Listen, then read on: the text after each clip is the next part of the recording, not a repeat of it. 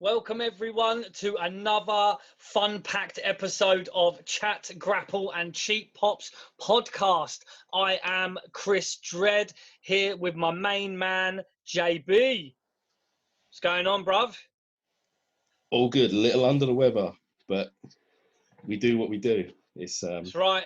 My man's he's a bit bunged up today. He ain't got that Rona, but it's cold season here in the UK. It started, the temperatures dropped. And it's got a little bit chilly. And yeah, everyone, I had it a few days back. My missus had it. And now, unfortunately, the main man, JB, he's not invincible. We might have thought he was, but he's not.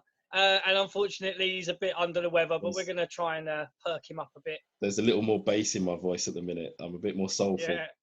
Yeah. Well, yeah. Nice. We start today on a sad note. Road Warrior Animal, or Joe Laurinaitis, passed away. A huge part of the 80s in tag team wrestling with Hawk and with Precious Paul Ellering. But for me, a bigger part of the 90s, because that's when I started to watch wrestling. And he was a big part of the WWF when I started watching wrestling around 1990, 1991. You know, it was really something to see. He was, you know, physically imposing like Hawk and fascinating, like the whole gimmick, the whole get up with the spikes and the paint. It was just really something impressive to watch. They would team up for a long time. They won titles wherever they went. They were NWA, WWF tag team champions, even in Japan. And yeah, I'll just leave it as what a rush. You know, rest in peace. Yeah, man. I still remember one of the biggest Road Warrior pops was the brawl at the Royal Albert Hall. You know, the pop that they got when they came out, you know, was just incredible. You know, absolutely incredible. So yeah, rest in peace, Animal Joe Laurinaitis, and obviously he's up there in the big ring in the sky, giving someone the doomsday device right now. With his partner Hawk. A ton of his friends from Minnesota who are also there with him. Yeah, it's not a great start for us, but we really enjoyed his work. And yeah, there's nothing really to say. You know, the wrestling business does take people away, you know, prematurely as well, because he wasn't an old guy again. 60, you know what? Yeah. 60. You know, he's not an old guy. I watched a video. I think it was either Fox Sports or ESPN or something, because his son actually plays pro football. He's in the NFL. Yeah, he's in the NFL, and there was a lovely video where it was, you know, they're both of them talking about this and this, you know, and it's like, you know, it was a bit heart wrenching watching it, you know, because when they came out and said about it, I think me and Jordan were on the phone having a chat the other day, and literally we just got off the phone and it was announced while we were having a chat on the phone, and yeah, like, you know, it's never nice when guys pass away, but even more so, it's even worse because, like I say, these guys in the wrestling business, they hardly reach past 60, you know? Yeah. It's, you know, it's very, very sad, but rest in peace, Joe Laurinaitis, and yeah, oh, what a rush. Yeah. Let's, you know, how are you, Chris? You know, yeah, man, all good. Like, I can't remember if since the last episode if we covered the AEW parking lot brawl or whatever. No, we haven't. We have a little bit. There's a little bit of news. We like to talk about a bit of news before we start. You know, our main show. And I've got here because I started making these notes a little while ago. It feels like forever ago, like since we decided we're going to watch this one. But I've got here, is Meltzer an AEW shill, or is he just losing it? It's one of them things where I think it's all about people say things to get a reaction on social media. Because you've got Alvarez as well, who was Alvarez. Is he similar? He's not as far gone, I think, as Meltzer, but. No. But you know, it's what happens on social media. It's what happens on Twitter, on this, on the. If you have a certain point of view, it will get a reaction, and that is what they want. The traffic, you know. So it's like, you know, it's like they say, kids do bad things to get attention from their parents. You get what I'm saying? So like, you know, any attention is good attention. So if but before we continue, where do we need our traffic to go to? There's a lot of places that we need some traffic. Right. Well, you know, we need some traffic. Do you know what, bro? I even said to my missus, I've lost me bit of paper. So I'm going to have to go from memory, right? So we're on YouTube. Chat, Grapple and Cheap Pops podcast on YouTube. If you're looking at our lovely mugs, you're looking at my FC Lazio 1991 replica shirt. Big up Paul Gascoigne. It's got Gazza's number and name on the back. You can't quite see it. Shout out to Paul Gascoigne, one of the best to ever kick a ball. You're looking at JB wearing our merch. It is the Caped Crusader wrestling character of JB, and me looking skinny as fuck. Big thanks to @Tyrant Tales. You can find big up Tyrant Tales every single time. Follow his Instagram. Yeah, he's very talented dude. Great stuff. So yeah, I mean, so you can catch us on YouTube, which is Chat, Grapple and Cheap Pops podcast on YouTube. On Instagram and Twitter, we are at Chat Grapple Pops. That is mainly the domain of JB. He's always on there spamming bits and bobs and having interesting conversations with smart marks. So you can catch us on there. And we are on every single podcast platform imaginable. Stitcher, Listen Notes, Spotify, iHeartRadio, Deezer, Apple Podcast, Amazon Podcast, Google Podcast. We are every single thing, and we are on.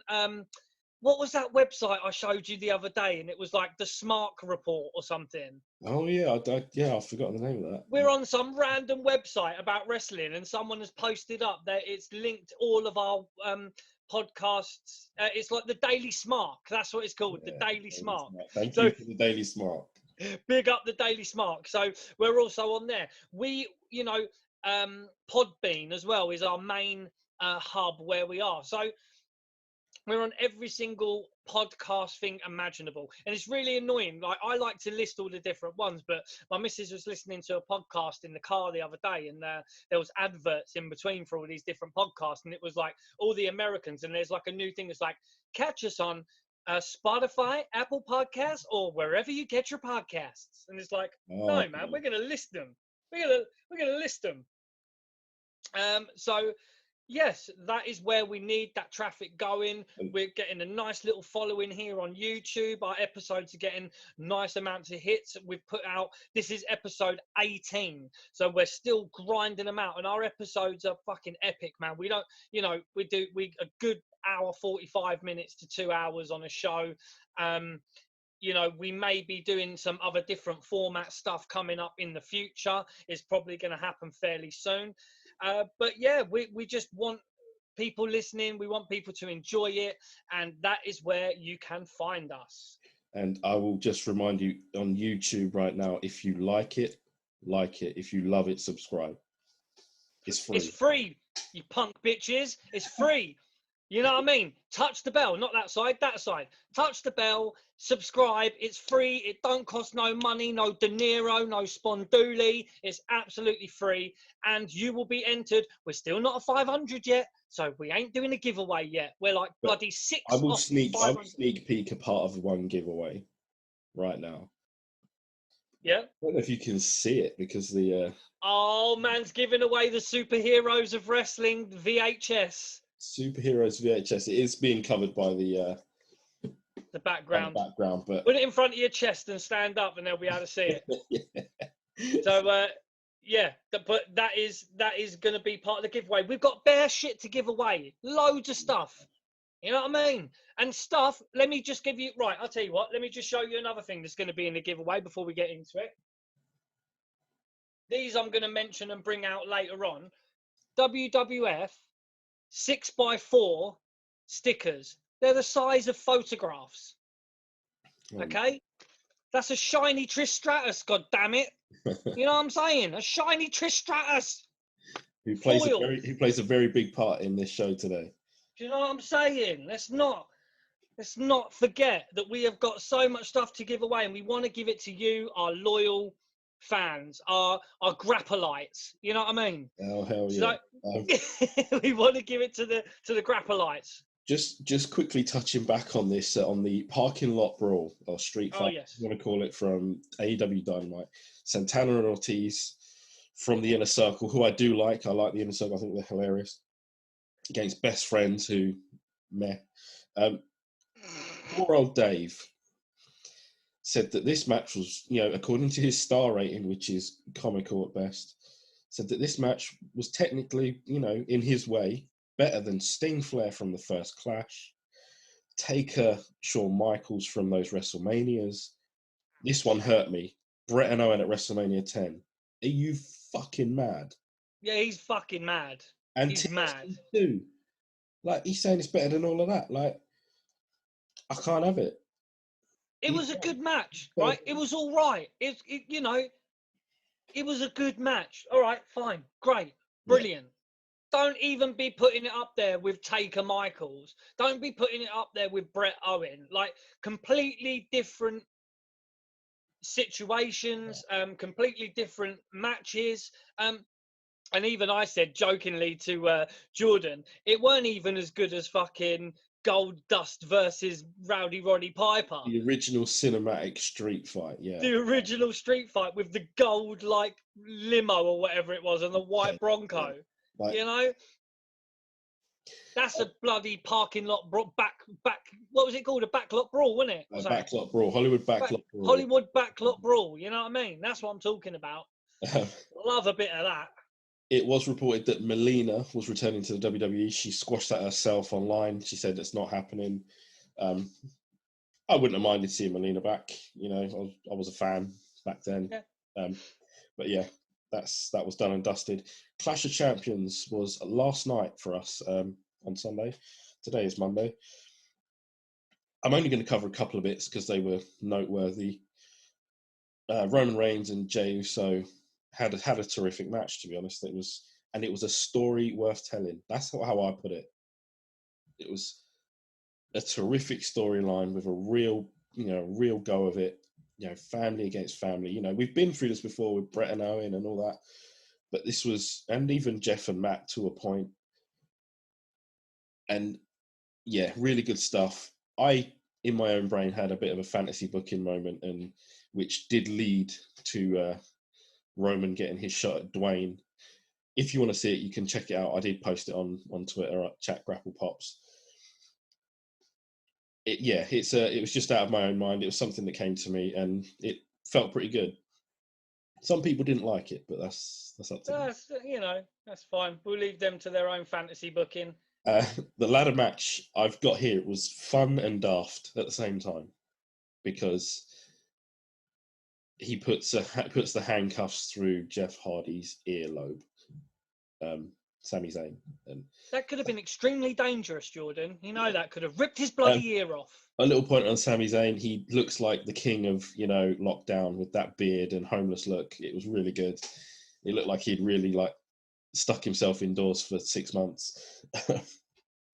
And Drew McIntyre having help from some old timers to beat Randy Orton didn't work for me. It made him look a bit silly, but what do I know? Oh, spoiler alert, by the way. Spoiler alert. Oh, people would have seen it by now. Hell, they're talking about Raw, but at this point.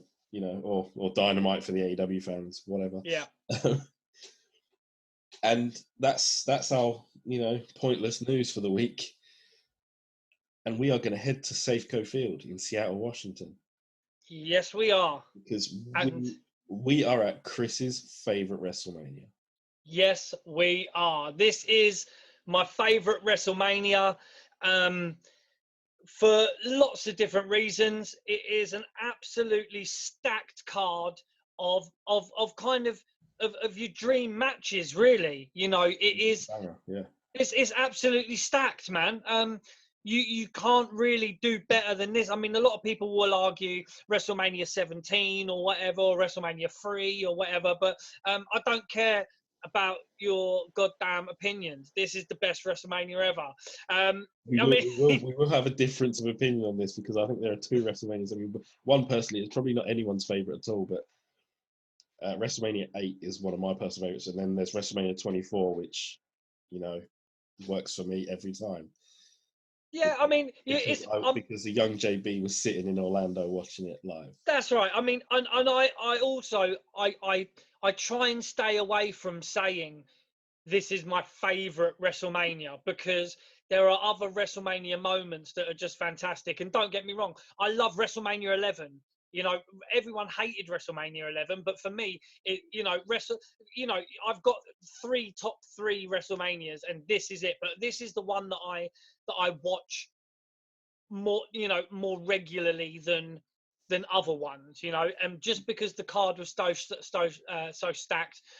Shout out to my boy Shane as well, who this is his favorite WrestleMania, and I've got to give him a shout out on this one, because he always backs me up on this when we have discussions about it, and he always says without a fail WrestleMania 19 is the best WrestleMania. So big up yourself, Shane, as well. Hope you're listening to this. Mentioning WrestleMania 11, if you want to listen to what we thought about WrestleMania 11, check our library, check our archives. You know, we do have an episode on that, which, you know, touches on some really good stuff, including Bam Bam Bigelow and Lawrence Taylor. And 100%. One of the best WrestleManias as well, WrestleMania 11. We, as you say, we've covered it. It's in our archives. That's right. But we are at Safeco Field. It's 54,097 people. That's quite large. You know, it's just before they started doing stadium stuff.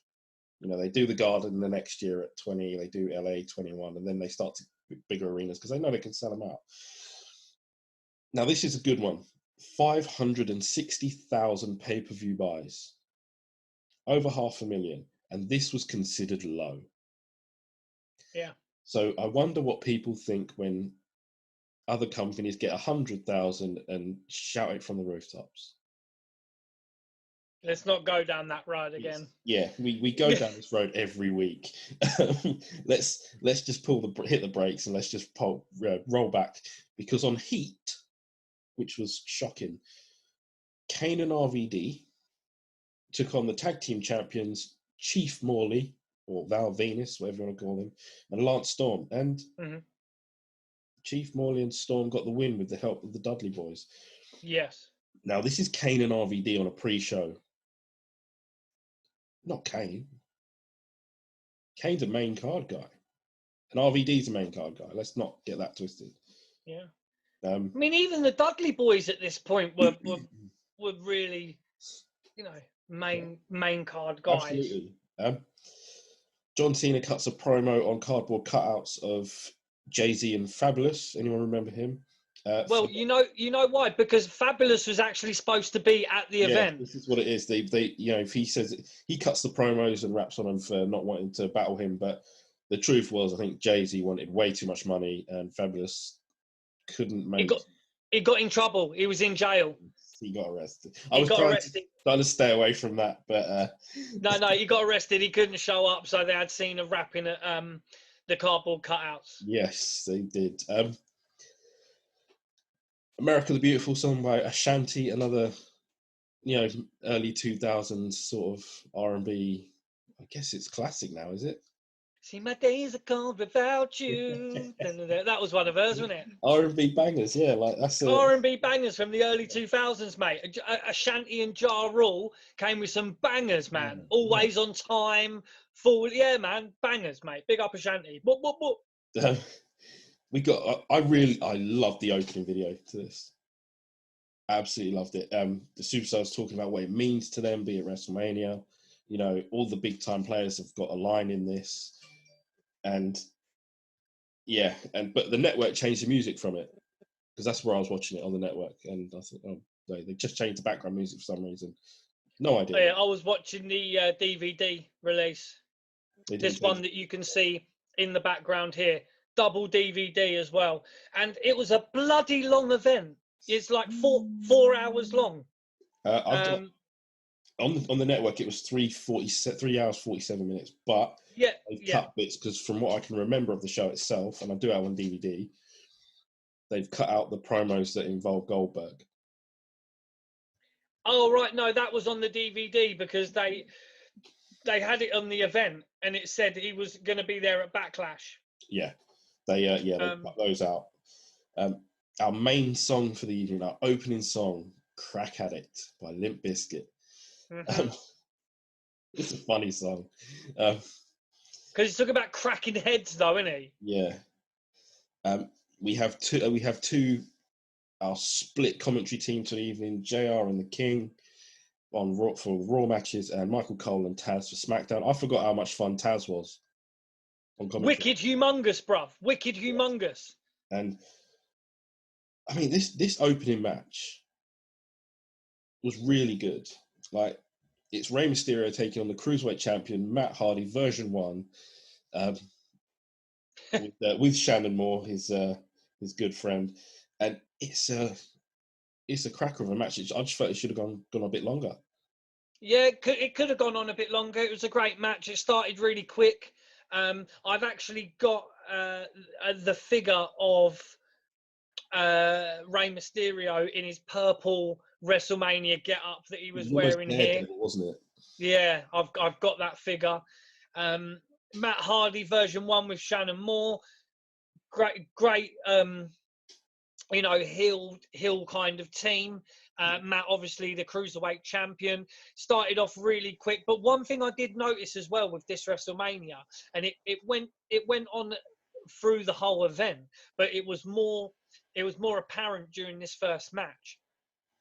The way that they edited it and the production of it, it was constantly cutting the shots of where they were filming from. So Jerry Lawler makes a point about this later on in the show, and I get the feeling that it's a knock to Kevin Dunn, who is the man who was once famously told to shut the fuck up and was going to get battered by Jim Cornette, called him Bucky Beaver Teeth or something. Yeah, and then he ended up crying. Yeah.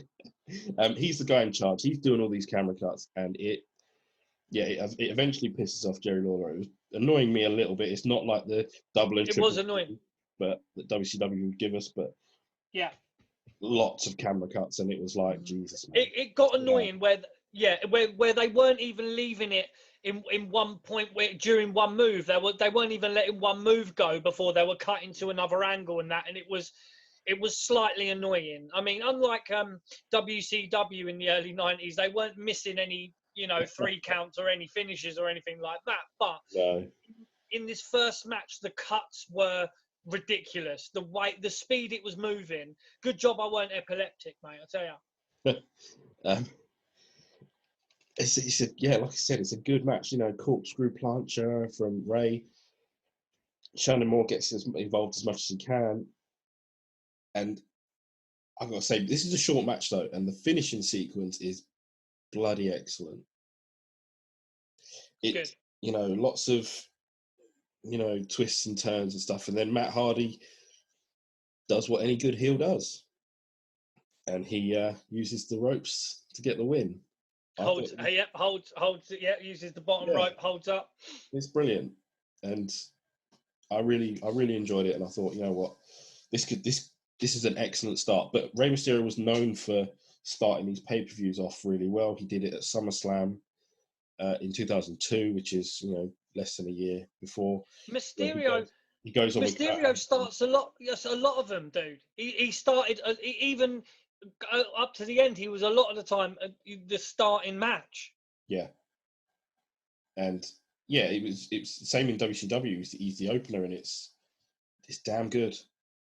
It's, shout out to Ray on that. The Miller Lite cat fight girls have arrived. Can we skip this over because it's pretty pointless, some of these skits? No, stop it, goddammit. We're not, because the pure awkwardness and cheesiness of it just is very, very funny. Where you've got McMahon, Hogan, Stone Cold, The Rock. It was just we're not skipping it. Yeah, they've arrived. Yeah. And you're not letting me move on. That's fine.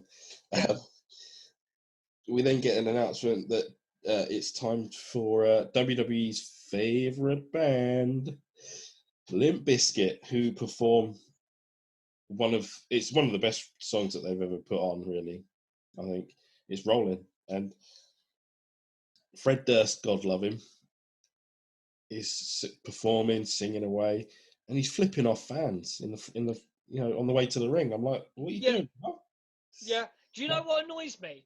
There's a point in this later on during the Shawn Michaels Jericho match where they cut out Jericho flipping Shawn Michaels. On the night, they had it in there, but they cut it off the DVD. But there's so many flipped fingers. Stone Cold Steve Austin, Fred Durst. Like, there's loads of them happening. And they cut out that one, which is a bit disappointing. But yeah, we've got... It's strange what they've cut out and what they've left. It's quite weird. Like, it is weird, yeah, because Fred Durst, before he starts singing though, and Limp Bizkit come in, don't they show you about what happened to Nathan Jones during Heat? Yes, that's right. They do show the attack on Nathan Jones, who was meant to be the Undertaker's partner in this, the big Australian, film. He's an actor and convict as well, wasn't he? Yeah, I've got a story about this as well. Yeah, let's have it. The story about this is, it was supposed to be obviously Nathan Jones and The Undertaker, but they tried to train Nathan Jones up to a certain level, but he was just fucking shit. He was just really, really, really bad. And they just couldn't work a match with him. He just couldn't do anything. So what they decided was that they would somehow take him out at the beginning. So you had one of my favourite guys, Little Guido from the Full-Blooded Italians, or Nunzio. Was it Nunzio? Yeah, Nunzio, but he was called Little Guido in FBI, wasn't he? Yeah. In ECW. Yeah. So yeah, he tempted Nathan Jones into a room, and then he ended up getting battered by A-Train and all that. So he was. There's a picture of him. It's so stupid. There was the video footage cuts to Nathan Jones lying down with like a chair just on his head. It looked like he was planking. Do you remember when everyone was planking? Oh, jeez, yeah. It looked like he was planking, just lying there. And he's been taken out. But they had to do that. And you, as we get later on in the match, you'll see what involvement he does have. But basically, they did that to limit his involvement in the match because he was just so bad. Yeah, it's not his fault. He wasn't completely ready for it. He was a big guy. They wanted him out on TV straight away. That's, Yeah, I mean, yeah, that's cool. And he was out there. He was huge as well. He was massive. Yeah. ICO Pro territory. Probably third place, yeah, in the ICO Pro Awards this week. Yeah, there's a few winners. I think we've probably got a group. I did pick a winner out. I hope you'll agree when we get to it. But yeah, the ICO Pro Award is up for grabs this week, and there's a lot of a lot of candidates. This is a massive entrance for the Undertaker. I really liked it. Oh, it was epic. It's an epic entrance, The badass. He's big, evil. He's brilliant, really good. They mention the military quite a bit in this show, and Iraq, and I think they mentioned that Undertaker's nephew was out in Iraq, and he was dedicating this match to him. Okay. So I didn't see that. I don't think I heard that bit, but it's and it's the Undertaker and against the Big Show and A-Train, or Albert, if you will.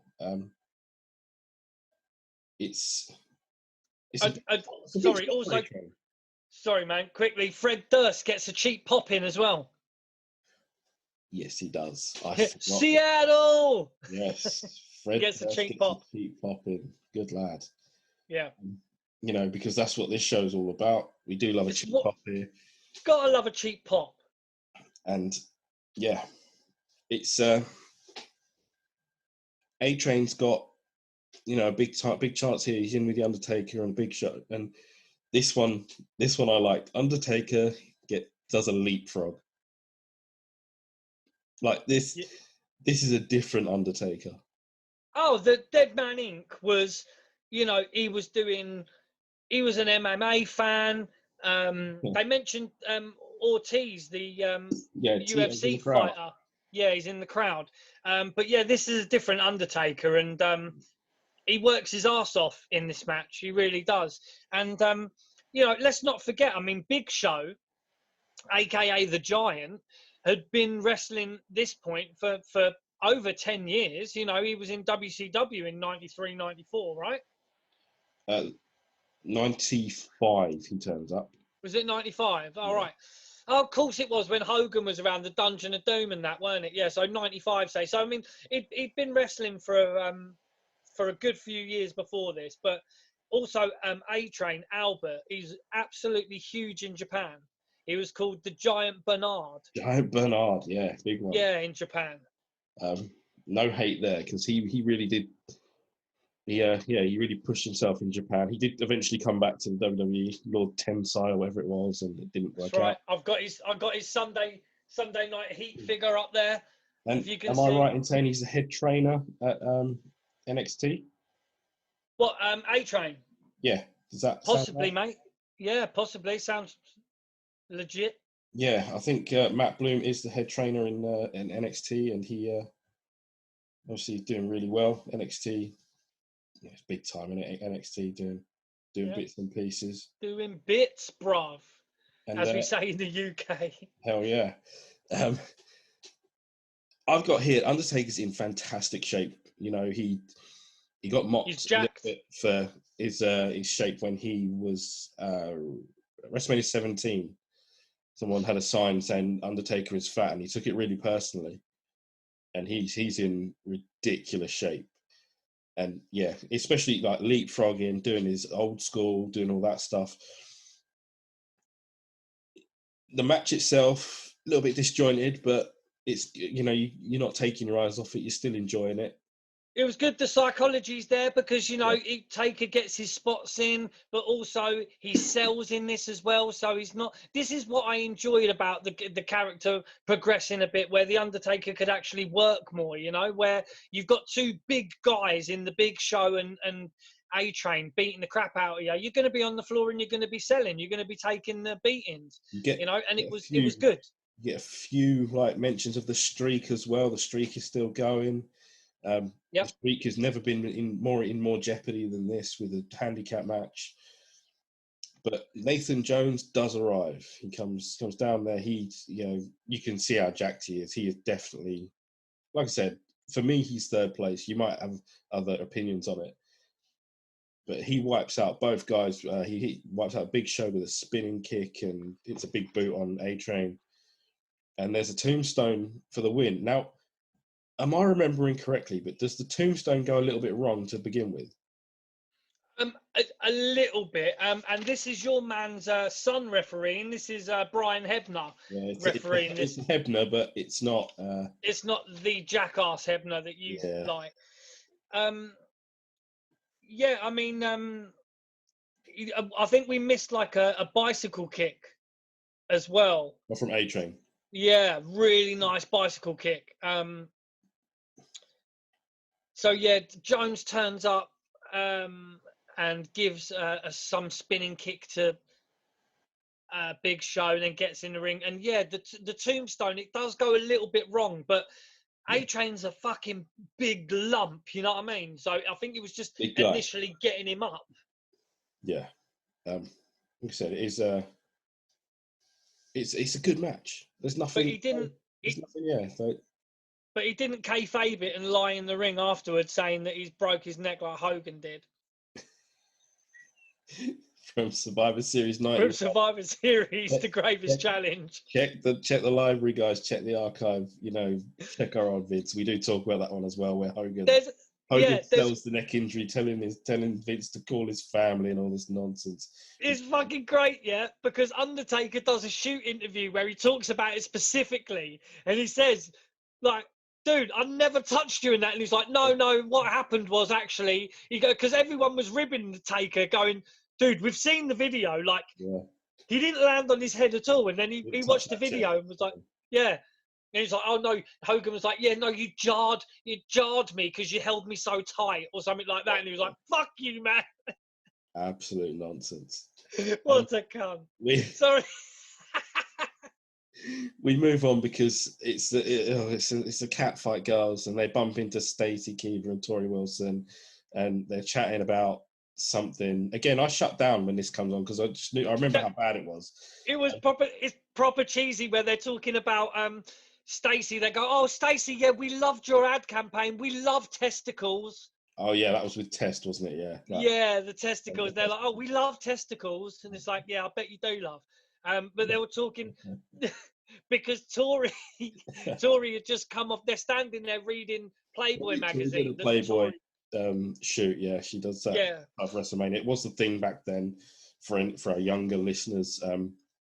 One of the divas would do a Playboy shoot every round about WrestleMania time. Started with China. No, Sable. Sorry, Sable did it first. Sable did it. China did it. Tori did it. Load of them, and they get their Jack and Danny's out as well. Like, Maria did it as well. Yep, that's right. Jack and Danny. Sorry, our American viewers won't know what Jack and Danny means, but it's Cockney rhyming slang for a lady's private area. Yeah. Uncle Jerry loves it, and Uncle Jerry, he gets called that as well. He goes, oh, would you, yes. JR says, would you get her to call you Uncle Jerry? He's like, well, yeah. Women's title match is up next, thank God. And now for people that talk about, giving, the women's wrestling a chance and all that, this match was given a chance. It was great. I really enjoyed this match because you've got three of my favourite women wrestlers in this match as well. Jazz. Love them. All three of them. Yeah, it's Jazz and it's triple threat. It's Jazz, Trish Stratus and Victoria, who is the champion. Victoria's with Stevie Richards for some reason. My man. Yeah. Love him. Uncle Jerry is back in there talking about Trish and stuff. And it gets a little old hat, doesn't it, after a while? Yes. But Jazz is jacked. She almost won the ICO Pro Award. I was going to say, it's in my notes here. Jazz, brackets, ICO Pro. She's jacked, dude. She is jacked, yeah. It's really, and Victoria playing crazy. Yeah. If I know Alexa Bliss is doing it quite well with the Fiend and Bray Wyatt thing on SmackDown right now. But yeah, if she needs any pointers, she just needs to look at what Victoria was doing in 2003. It is brilliant. I've really enjoyed it. She was all the twitching and stuff. The mannerisms, grabbing her head and that, and looking around and like really good. Brilliant, man. Great stuff. Really JR gets a little crack in at Jerry saying, I thought you were done with blondes because I think the cat or Stacey, whatever her name was, had divorced him. Stevie does get involved. Eventually, he was always going to, but he was also going to get decked. Stevie was fodder here, wasn't he? Stevie Richards is one of my favourite wrestlers of all time, and people will think that's a little bit strange to mention, Stevie Richards as one of the greats, but it's just his persona. It's just he's got that, je ne sais quoi. He's just I love to watch him. Very, very charismatic. He was playing a kind of mental character as well in at this time. Crazy wearing the shorts like Mr. Arse, the bright pink shorts as well. They were very bright, yeah. Yeah, it's great. But there were some great moves in this match. You've got three greats of women's wrestling. Victoria did this amazing flip over leg drop.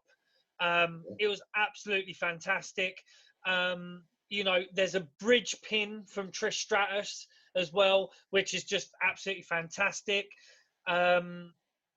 There's another bit where King loses his mind, where there's like a roll up, and then Victoria gets her pants pulled down a little bit, and you can see a bit of a crack, and he almost loses the fucking plot. Victoria's moonsault, loved it. Brilliant. Yeah. Absolutely good stuff. But yeah, Stevie cracks himself with a chair. He goes to hit someone, hits the ropes, and it cracks him in the face. That's just fantastic. He ends up getting the Stratisfaction put on him. Like I said, he was always going to be fodder in this. And Trish wins it with a kick. It's a pretty standard kick. But I was hoping Victoria would keep the title on this one though, as well, because I thought she'd done well with it. Yeah. I mean, I honestly cannot remember the story going in. Like, it's 2003. I was probably watching it and doing all sorts of other things. I was in my teen years. I think I was like 15 at the time, 16. Victoria had a good run in TNA as well, may I just add. Really good. But was she Victoria in TNA? I think she. Something. Oh, but what did she? I think she had a spider, or was that in WWE as well? She had the spider. See, I'm gone. I'm lost. But she came down with like a spider. Yeah, I think she was Victoria, still in TNA. Yeah, Lisa Marie Vaughan, isn't it? Varon. Yeah, I'm pretty sure she was. No, Tara. That's what she was. Tara, okay, yeah. Tara. And yeah, I think she had a spider, a fucking tarantula. She used to bring down in a little tub. See, guys, this is new to me because I didn't watch any TNA. Like I said, I might have watched one or two pay-per-views. So when Chris talks about TNA, sometimes I roll my eyes, sometimes I don't, because I genuinely want to hear about this. So yeah, here's another TNA lesson for JB. There you go, man. Like I say, I mean, TNA, we will cover it at some point, but yeah, it'll have to be a good one. But like I say, Turning Point 2004, the one I have on VHS. So good, man. That's something we can talk about later on. And there's a lot of guys on this pay-per-view that ended up in TNA after a little while. You know, you had and not far after this, you had Booker T, you had Kurt Angle, you had Tara, Victoria would end up there, Matt Hardy would end up in TNA. You know, some big names they had there, man. We've got the coach with The Rock, and The Rock here is, he's playing heel. He doesn't care about the people, but it's a great story because he's saying that beating Stone Cold Steve Austin consumes him at WrestleMania because he's 0-2 at WrestleMania with Austin. He needs this. He really needs it. He really wants it. And it was decent. Good promo where he's not playing The Rock. He's not doing the catchphrases. He's not, he's not pandering. It means a lot because at this point, Rock had done everything that there was to do. Absolutely. He'd left, he'd gone to Hollywood, he'd done the Scorpion King, he'd done this, he'd done that. And he's there. And I'm not being funny, The Rock was fucking jacked here as well, dude. You see the size in this promo, you see the size of his arms, absolutely huge. But he's not as jacked as he is now. No. But ripping security gates down or whatever I saw online. Yeah, it's true. Easy, Rocky, yeah. But it's an amazing promo, telling a great story. I like the line that he says, nobody cares about Act 1 and 2. They only care about Act 3. I thought, yeah, this will be good. Yeah, see, I call this the Act 3 promo because it is classic heel Rock. But that's why I call it the Act 3 promo, because he talks about it's that Hollywood link again. He's like, yeah, being in Hollywood's taught me one thing. No one cares about Act 1 and Act 2. It's all about Act 3. Yeah. And, we'll do more about this later on in the thing, but this would match with Austin that they're talking about would become Austin's retirement match. I'm sure we'll get into this later on, but this WrestleMania is full of excellent storytelling. brilliant. Yeah, That's why it's one of the best, man. Like, and I was noticing this as I was going back and like, obviously I'm watching it again, and like I'm like, some of these, I'm remembering stuff, and some of the storytelling is just fantastic. The build-ups for this WrestleMania was absolutely fantastic. The build-up, although it wasn't that long, a build-up for Shawn Michaels and Chris Jericho was one of the greatest build-ups to a WrestleMania. Hulk Hogan McMahon was a good build-up. Yeah. It was really good. Kurt Angle, Brock Lesnar. It was just good. But it was just good. we've got way more good stuff to go through here. Like, tag team titles are up next. It's a triple threat. It's the SmackDown tag team titles, isn't it? Yes. Yeah, because the Raw ones were done on Heat for whatever reason. It's Los Guerreros, Eddie and Chavo. Now this does me every time. Like, it's Eddie and Chavo taking on Chris Benoit and Rhino. I'm sure Rhino was like a bit of a substitution. He was meant to be Edge.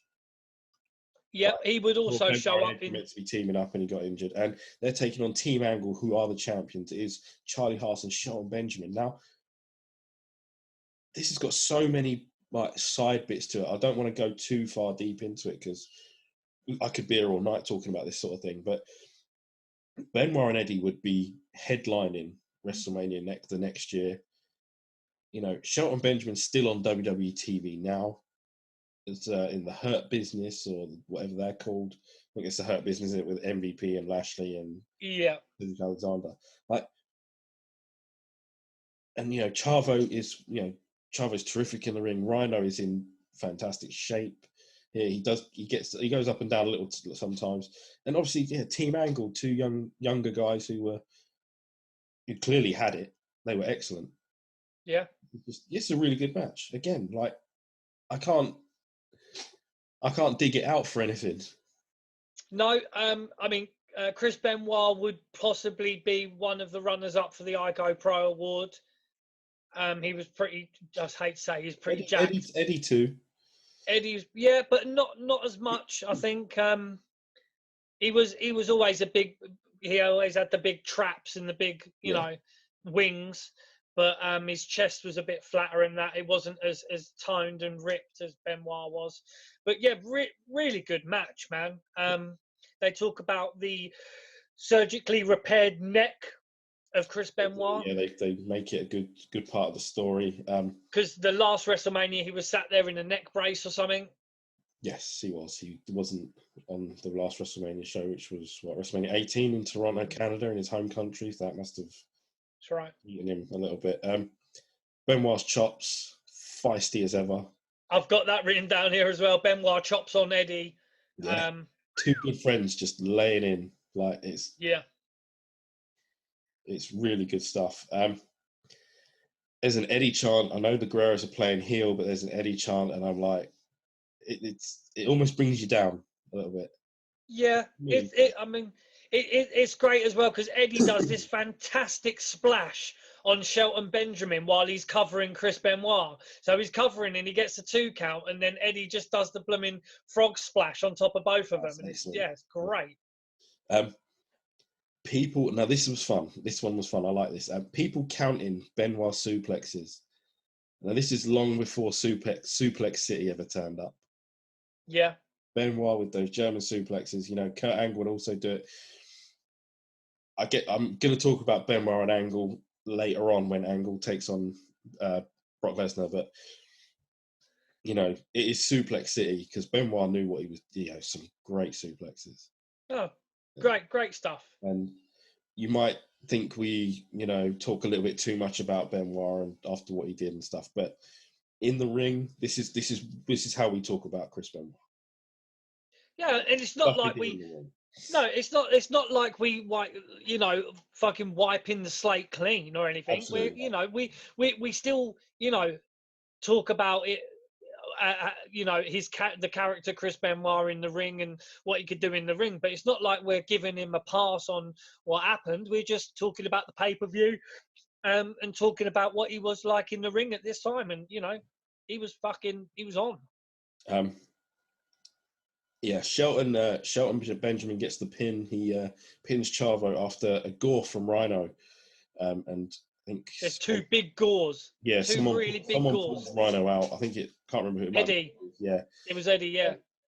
I again, like another match, like I know this show's long, but I would have preferred if this had more time. Yeah, it was good.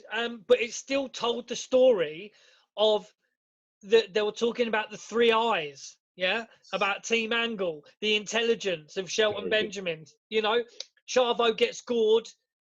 Eddie drags and Shelton Benjamin's the legal man. He gets the pin. He gets, and that's the thing. And that's what even Kurt Angle, like, dude. We're going to talk about Kurt Angle later on, but he's just done a Broken Skull Ranch thing with Stone Cold Steve Austin, and I watched it yesterday.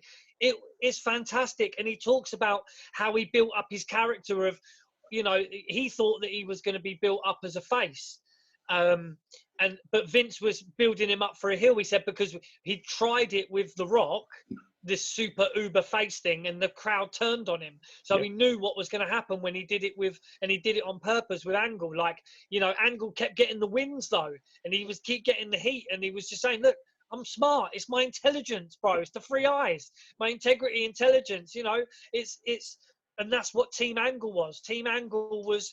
It was those bloody heels that everyone hated because they were so cocky, but they were bloody good. Yeah. And you couldn't fault their in-ring ability. They were bloody good. And Shelton was he was a training partner of Brock Lesnar, wasn't he? Or even a coach, I think. Yeah, he was very good friends. Yeah, like they were all like Greco-Roman guys. You know, they were all wrestlers, not wrestlers. We get another segment with Chris's favorite Miller Lite catfight girls. Tori Wilson and Stacey again. They're arguing. They're arguing over Hogan and Vince, and they're gonna settle this shit in the ring or the bed. Yeah. I've got here as a question. Who cares, man? Like, I mean, apart from Uncle Jerry, who is well, King is absolutely when they cut from that promo. King is absolutely like wide-eyed, like he's absolutely wired, like Uncle Jerry. Yeah, and we call him Uncle Jerry in an absolutely derogatory way because it's a dirty old man thing. Yeah, it's in an absolutely derogatory, 100% derogatory fashion.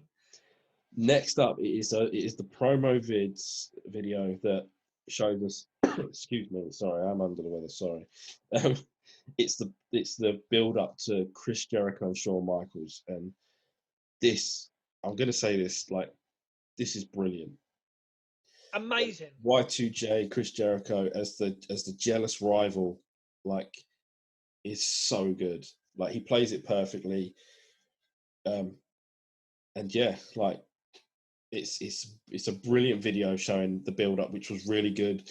Jericho explained that he wanted to be the next Shawn Michaels, and now he didn't. He wanted to be Chris Jericho. He was already an undisputed champion. He didn't have anything to prove really, but in this way, the way it was written, he was jealous, insanely jealous of Shawn Michaels coming back and winning championships and being HBK. And I thought, I was totally into this. And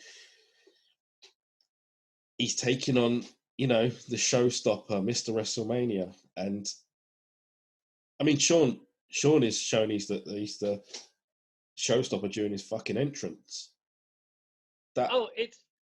He's dancing, he's giving it everything. I mean, he takes the mick a little bit, and he hunches over when he gets in the ring to like pretend he's blown up. But oh man, Shawn can go here. Like, oh dude, I mean, the build up for this match over the weeks previous to this, even from the Royal Rumble, what they did at the Royal Rumble, even before that, where basically Shawn said to him, look, you've done this, you're undisputed champion, blah, blah, blah, blah, blah. You've done this, this, and this. But the only time you will be respected from the boys is if you go into Royal Rumble as number one and you get through and you win it, and then you get to WrestleMania and you win the championship at WrestleMania. So he's getting in his head, and then Jericho says, all right, well, he has to do some gauntlet match to pick what number, and he ends up winning the gauntlet match on Raw or wherever. And at this time, Shawn Michaels was on a part-time contract. So at this time as well, you still had Christian and Jericho having a bit of a feud with Test, I think, or someone else. So at the my time. raw memories and like a bit sketchy around then. So yeah, he was still feuding with other people at the time, but they were doing this thing. So Jericho wins, he gets to pick his number, and Shawn Michaels is number 1 in the Rumble. Yeah. Excuse me. So he says, right, I'll be number 2. And if people remember the 2003 Royal Rumble, obviously Brock Lesnar wins it. Yeah. But the whole setup, it was like maybe Jericho's going to win it or whatever, or maybe Shawn Michaels is going to win it, because this was kind of like a predominant story. This is back when anyone could win a Royal Rumble. This isn't just like, you're walking into Rumble and expecting Roman to come in and win. Like, Right. this is Right. Yeah, like this is where there was a lot of big names in there, like pushing to get to win that Royal Rumble. This is almost like '92 Royal Rumble style, where there's so many big names that could win something. Not like I said, where you've got two guys that you're pretty sure who's going to win. It's true. So Yeah. you had Michaels and you had Jericho in the Royal Rumble, but what happened was Shawn Michaels was in the middle of the ring, and then Jericho's music kicks, because I don't know if people remember the 2003 Rumble, but I remember that shit. I remember the championship match beforehand better than the Rumble itself. Great match. That match, the Angle and Benoit match, is one of my favorites. It is an fantastic match. Force. The 2003 Rumble, I believe I've got it here on DVD. I believe I've got it. But yeah, it's what happens in the matches. You've got Shawn Michaels standing there waiting for Jericho to come down, and it's actually Christian in Jericho's hoodie. Yeah, I remember this. And Jericho comes up from the bottom of the ring, gives Michaels the low blow, and chucks him out. And then Michaels comes back, because then people are thinking, oh, Jericho's going to fucking win the Rumble. He's going to win the Rumble. But he doesn't. Obviously, Shawn Michaels comes in, ends up him getting eliminated. They're brawling outside. There's a few other bits and bobs where it happens where Jericho gets another super kick on Raw, and there's a few other little bits. But the build-up for this match was phenomenal. They're showing clips of Jericho standing there looking like Shawn Michaels with the dyed blonde hair, the Rockers kind of look, showing moves that he copied and that. And like you're saying, he said, I wanted to be Shawn Michaels, but not now. You're a waste. You're nothing of what you were. You're absolute, I don't want to be you anymore. Look at you, kind of thing. And the whole build-up was just great. It is, and I will explain a bit more when we get deeper into the match, but Jerry Lawler is surprised that there's wrestling to start the match. It's good old-fashioned chain wrestling. Oh, it's lovely. But also another point as well. Shawn Michaels, when he's coming down to the ring, he's got Johnny B. Bad's bad blasters, bro. He's got a few bad blasters. They don't all work, no. But the thing is, right? Can you imagine if that was like 1992 Shawn Michaels? He'd be having a tantrum and them guns weren't working. Yeah, he would have been kicking off. He would have been absolutely furious. But he sold it like, he was doing the comedy thing, and like the last gun, he was like, please work, and that. I thought it was fantastic. Shawn's one of my favorite wrestlers as well. Shawn Michaels, Bret Hart, Kurt Angle. But Shawn really was. In this match, he was bloody fantastic. Jericho, this is probably one of the matches. Do you reckon Dave would have said? I'll be honest with you. This match is a show stealer. Oh, 100%, dude. By far, it's probably my match of the show. Like, there's so much to love about this. Jericho slaps Shawn. I had to just a note as well. I had to watch this match twice. Because the first time I watched it, when I was setting up for this podcast, I didn't make any notes. I just sat there and I watched it, and I thought, "Oh shit!" I looked at my paper and I was like, "I've got no notes." I had to go back and watch it again. I watched it and I didn't make any notes at all. That's how good this match was. Jericho goes after Shawn's back. They do have a nice bit of chain wrestling. They get outside the ring and he puts Shawn in the walls of Jericho, and he to really put the emphasis on Sean's back, which is, again, great part of the story. Jericho is shouting at Sean, "I'm better than you. I'm better than you." This is like storytelling. slapping him. Yeah, storytelling at its finest. Just slowly working on the back, trying to get Sean to quit or give in, tap out.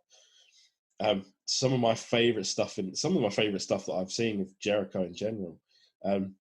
Hits a flying back elbow, does the nip up, and does a Shawn Michaels pose. The crowd love it, and then Sean behind him does these, nips up as well, and the fans are just totally into this. It's it's huge pops for both, and this is part of the match that I really enjoyed. Like Jericho starting to, mimic Sean and trying to do Sean's moves. It's like really perfect for this match and for this setting. And they're picking up the pace at this point. Things get faster and it's just getting better and better. The Hurricane Rana reversal into the walls of Jericho. Yeah. I almost forgot to put notes. Like you said, I was sitting there just enjoying it. Yeah. We'll have that problem with some matches that we watched, It was just good. A lot of shows we've watched have had some pretty poor matches in, and we haven't quite enjoyed them. And it's easy to take notes.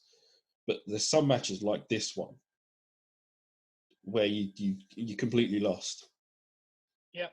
And that Hurricane Rana reversal into the walls of Jericho. I was sitting there. I almost started clapping because I just realized I'd forgotten what I was doing. Like, and Sean doesn't give up. He's in the walls of Jericho for an age. I'll say that. He's in there for a long time, but he doesn't quit. He hits the rope. He manages to get the rope. And then Jericho starts tuning up the band. Hits a sweet chin music again. A bloody good one. Yeah, really good. Fans are totally into this, as am I. Because Jericho, there's some Jericho signs in the audience, There's a few, and there are some chants. Yeah. Yeah, there's some what they call them, arse clowns. Yeah. arse clown sign. Yeah, arse clown signs, and it's really good. Like this match was just back forth, and they actually, another bit of information about this match, they actually went overtime in this match. If they were supposed to go home sooner, and they went overtime. And what Shawn Michaels actually said when he went out to the back was, when you have a match like that, you can go as long as you fucking like. Yeah. Like, he literally just said, like, this is Mr. WrestleMania stealing another fucking WrestleMania, and it's incredible. I was never 100% sold on Sean. It's just me. Like, you realize he was a prick in the 90s and all that stuff, but this is, I mean, I'll get to I've got a question for you after this, but why Chris Jericho walks into Sweet Chin Music, one of those out of nowhere Sweet Chin musics. Oh, it was a proper good one. For a really close two, there's a massive pop for the roll up win. Sean does get the win. The match is incredible. Everyone's giving it the ovation it rightly deserves. Chris and Sean have a little embrace. I thought they could have left it there if they wanted to, but I see why they went. Why Chris hit the low blow. Keep his heat, bro. To keep his heat. Because people started feeling sorry for him. Yeah. And that was because people started thinking, they watched this match and they were like, fuck me, like, big up Chris Jericho. He's a massive prick and people are supposed to hate him. But they watched this match and he was almost crying. At the end of it, it was like absolutely devastating. People, they obviously say something to each other in the hug because Sean says thank you and stuff like that. And yeah. Here's my question: does Shawn Michaels have the greatest set of WrestleMania matches, better than anyone else? Wow. To be honest, mate, the answer is probably yes, because when you say when you talk about the best WrestleMania matches that have ever been, Yeah. you've got to talk. I mean, Shawn Michaels comes up more times than not. You know, you've got There this we go. this Yeah. one. You know, you've got this one. You've got WrestleMania 10 versus Razor Ramon ladder match. You've got what other one? Him versus Big Daddy Cool Diesel at WrestleMania 11 was another absolutely fantastic match. God, him versus The Undertaker. You know, In the triple threat with Triple H and Benoit. God, blimey. You Yeah. know what I mean? It like you say, he is Mr. WrestleMania. Yeah. You've got to say he was. Oh yeah, no. I mean, he actually. I mean, he has the match of all matches with Kurt Angle as well. Oh, dude, it's match. funny. Yeah, it's funny you mention that as well, because in the Kurt Angle Stone Cold Steve Austin interview, just before that match happened, Angle says, "Yeah, and we were talking just before the match, and then Sean came up to me and he got right in my face and he said, I ain't scared of you, you know. I ain't scared of you, you know." And like, Kurt was a bit taken aback. He was like, right, is he ribbing me? Like, or is he trying to, have I got a reputation? Like, does he think I'm going to hurt him or something? Have I got a rep for of hurting people or something? Like, why would he say that? You know what I mean? It was like, I think that was just part of Sean being a prick. But Part of probably getting psyched for the match is like, you know, the chances are in a match that was ready to live up to so many expectations, because it was the dream match at the time, Kurt Angle, Shawn Michaels. Holy shit. Like, even Kurt said he could have had a better match than that as well. They've got a lot to live up to. And because he wasn't fit then.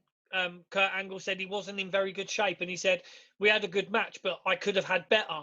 Yeah. And, you know, I mean, we'll get to Kurt Angle because I've got my little shrine of Angle up here that I will show the viewers at some point. I've got my shrine of Kurt Angle, and for me, he's way up there as one of my guys, man. He is one of the phenomenal workers in the business ever. But yeah, Shawn Michaels, for WrestleMania moments and matches, you've got to say, yeah, he's up there. Yeah, and I've got the question. I like to pose the question to Chris every now and again, and I personally think that he has the greatest set of WrestleMania matches. There are probably guys that have had one or two decent ones, but have also had some. Undertaker's probably up there. Kurt Angle comes close. Yep. But yeah, it's incredible. I mean, and Jericho plays his part here. It's not a one-man show for sure. Absolutely not. But yeah, like you say, for WrestleManias throughout the years, if we look at it, Shawn Michaels has got to have had the most amount of absolutely phenomenal slobber knockers. Yeah. That just tore the roof off. And it was more of a case of God help whoever had to follow this. Because it was the cat fight. Yeah.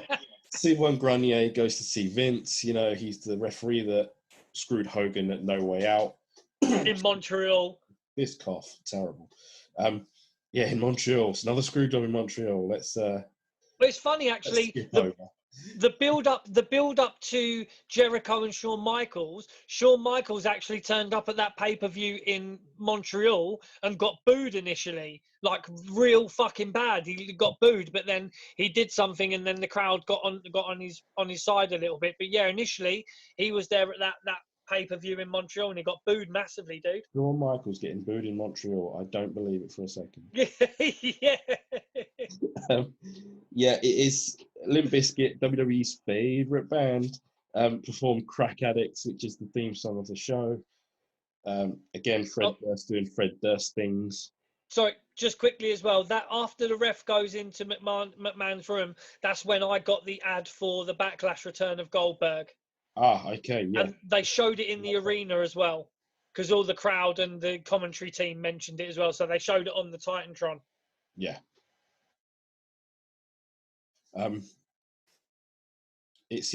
Goldberg does finally get his finally gets bought out of his WCW contract, and he takes a run at.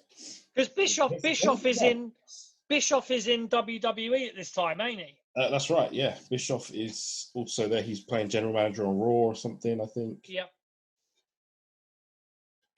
Yeah, it is time for the cat fight girls bed pillow fight thing. I've got the names of the cat fight girls: Tanya Ballinger and Kitana Baker. They're about to get started. Stacy comes out, makes it a triple threat.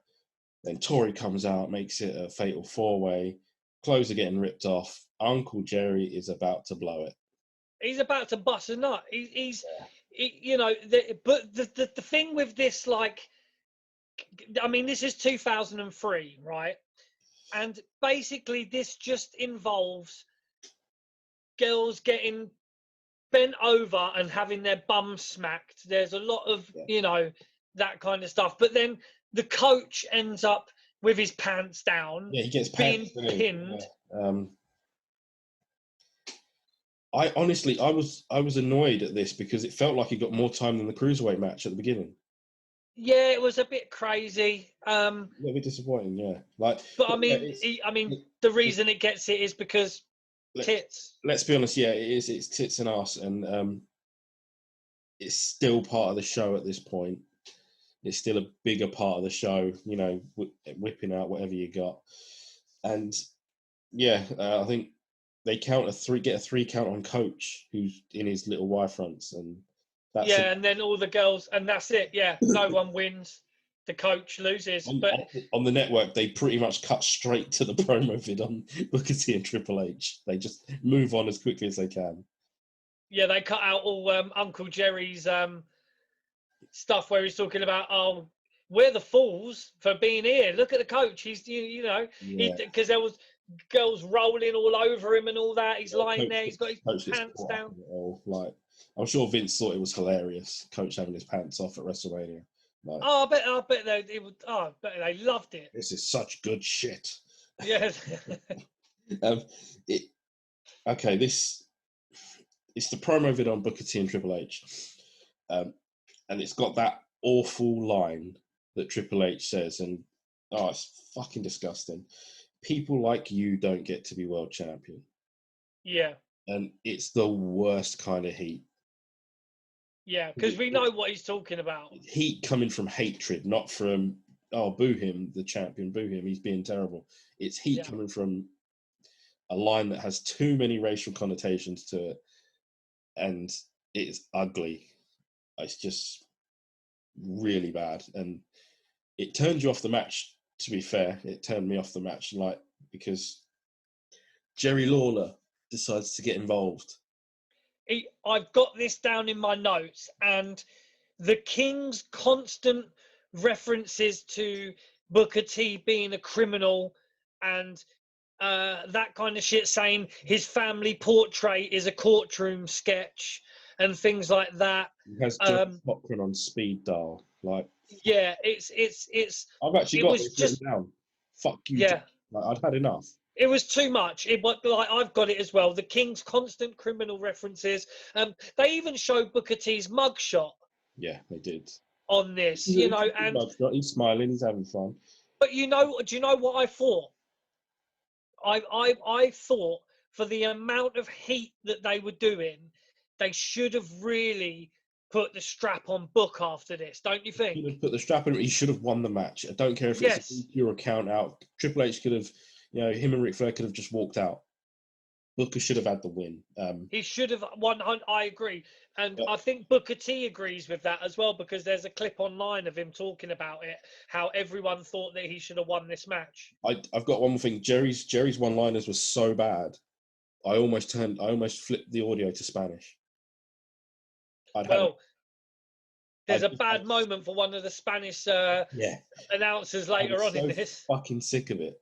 I almost just turned it down, like, because it was awful. It was cheap. It was just horrible. Like, it was constant, dude. I would like to say that hopefully someone was feeding Jerry those lines so I can take it back and not say "fuck you, Jerry." But you know, it wasn't funny. It was coming from a bad place. It wasn't coming from, you know, I'm pretty sure Bobby Heenan would have made it funny somehow. Yeah, I mean, it was just the whole. It was like the all. boss man's mother stuff, you know. Yeah, it was all hinging on basically the blacks being criminals. Do you know what I mean? Like that was what you're getting from it, you know. Um, and to be honest, Booker was great in this match. Really good, yeah. The Um, arm drag from the top rope, really nice stuff. Triple H is a good spine buster. Always, you know, he borrowed it from Arn, didn't he? It's I've got here that Triple H lost all of his 2002 momentum. You know, by this point, he was super over when he came back in 2002 at the beginning.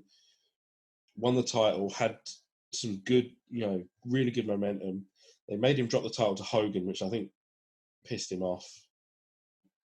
And like and I've got to be honest, like him pretending to shag a corpse on Raw didn't, doesn't work, does it?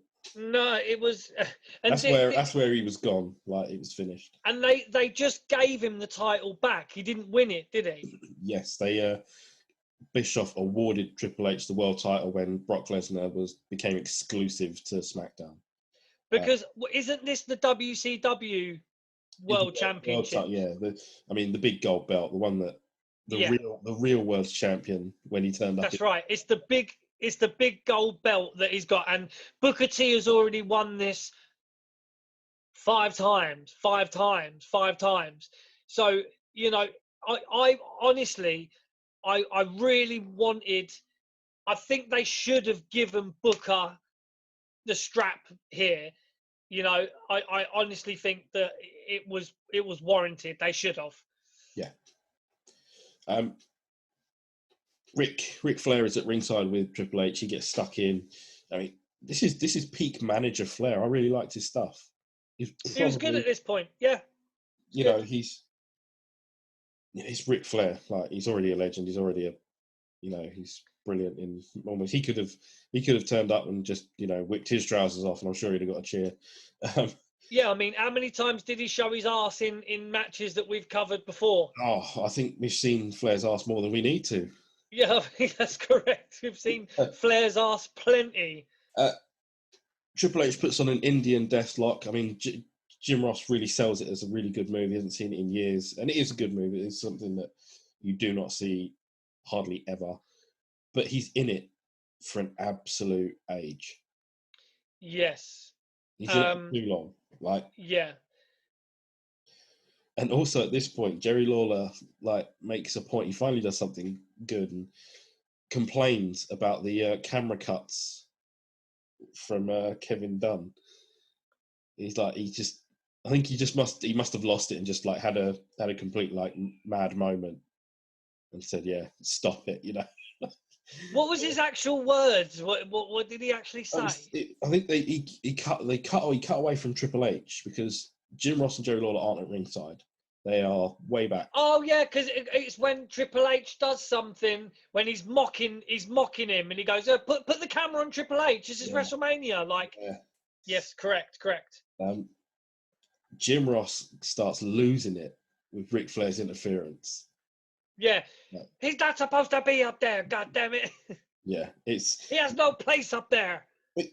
I'll be honest, this is some of Jim Ross's best work here at WrestleMania 19. He's really good. It's a shame he's been saddled with Jerry because the partnership is falling apart at this point. I think they've been doing it since '97, and Jerry's one-liners and that they weren't working anymore.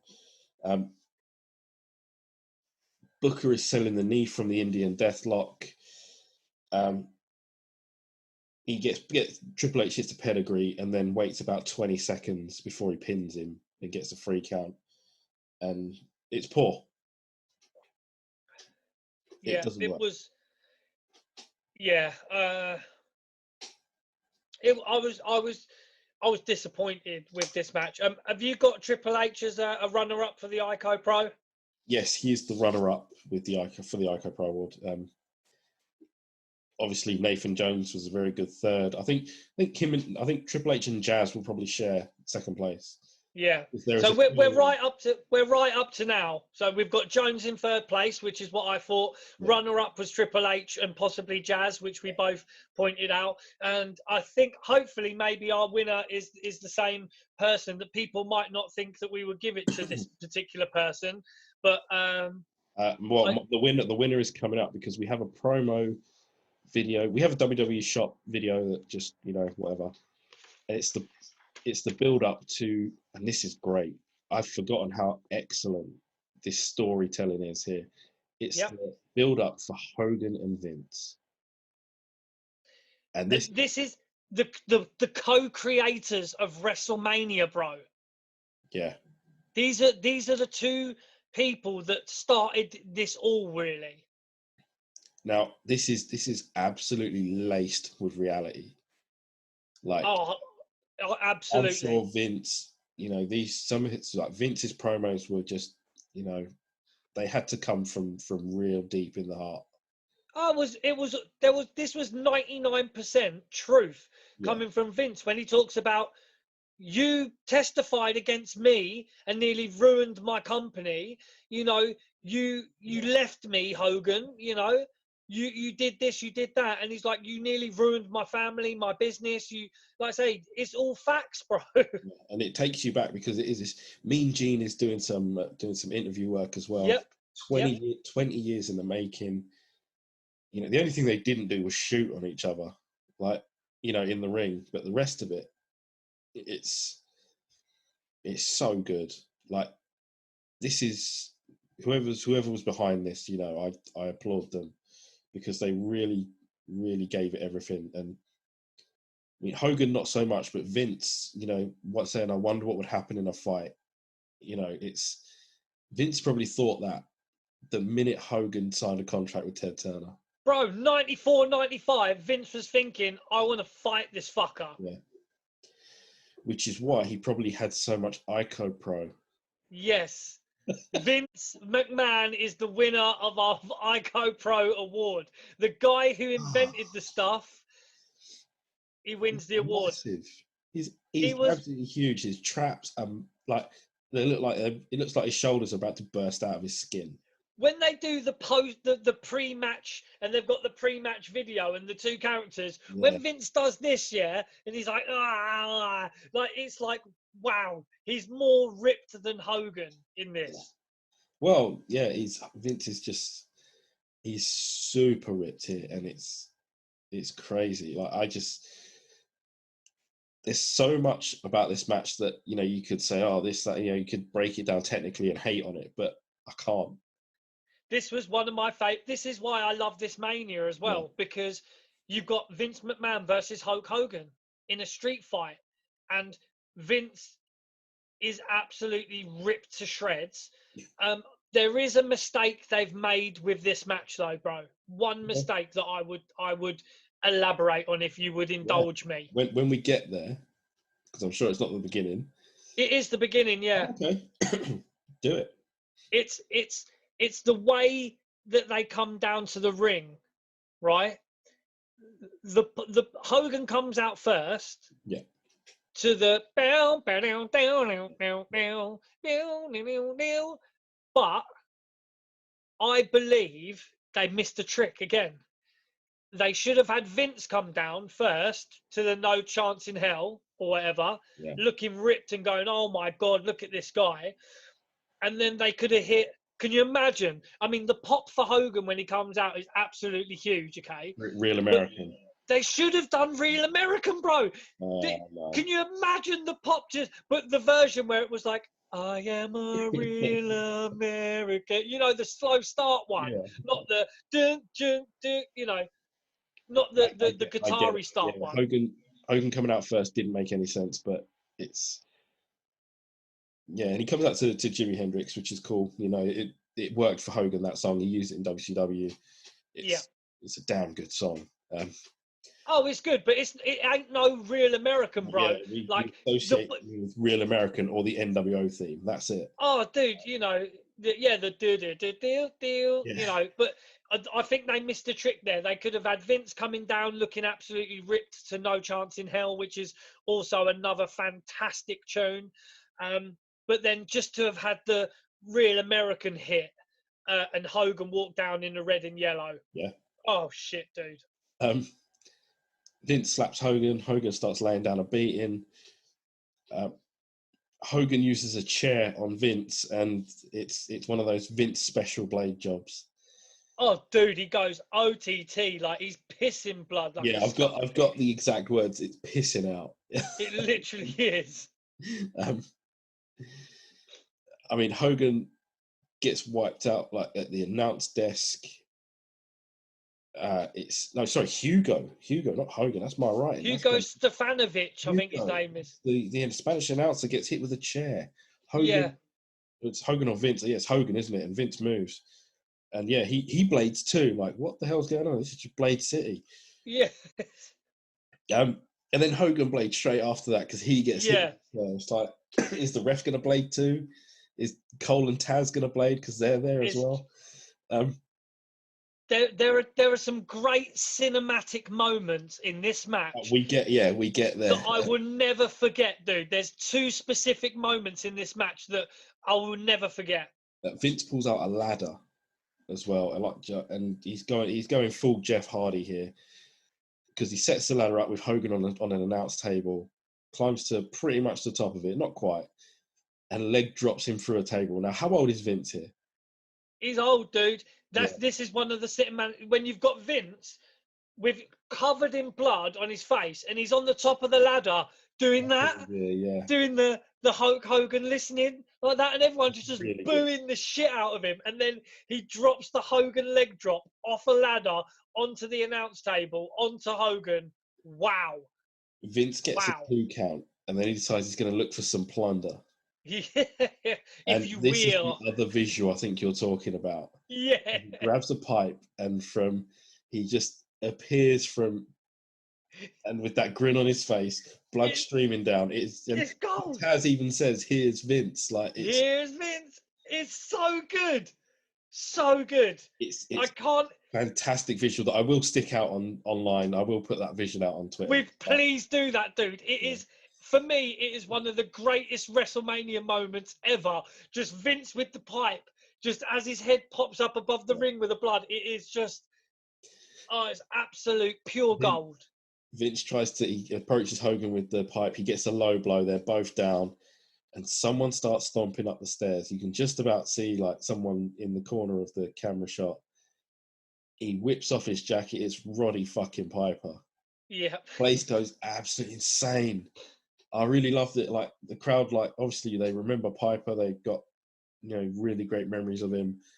And here he is. Like he gets a pop just by standing there. And bro, he's hollering at Vince McMahon, right? Yeah. He's like hollering at him, "Get up, Junior! Get up, Junior!" Like bits hollering on both guys. He kicks Vince in the arse.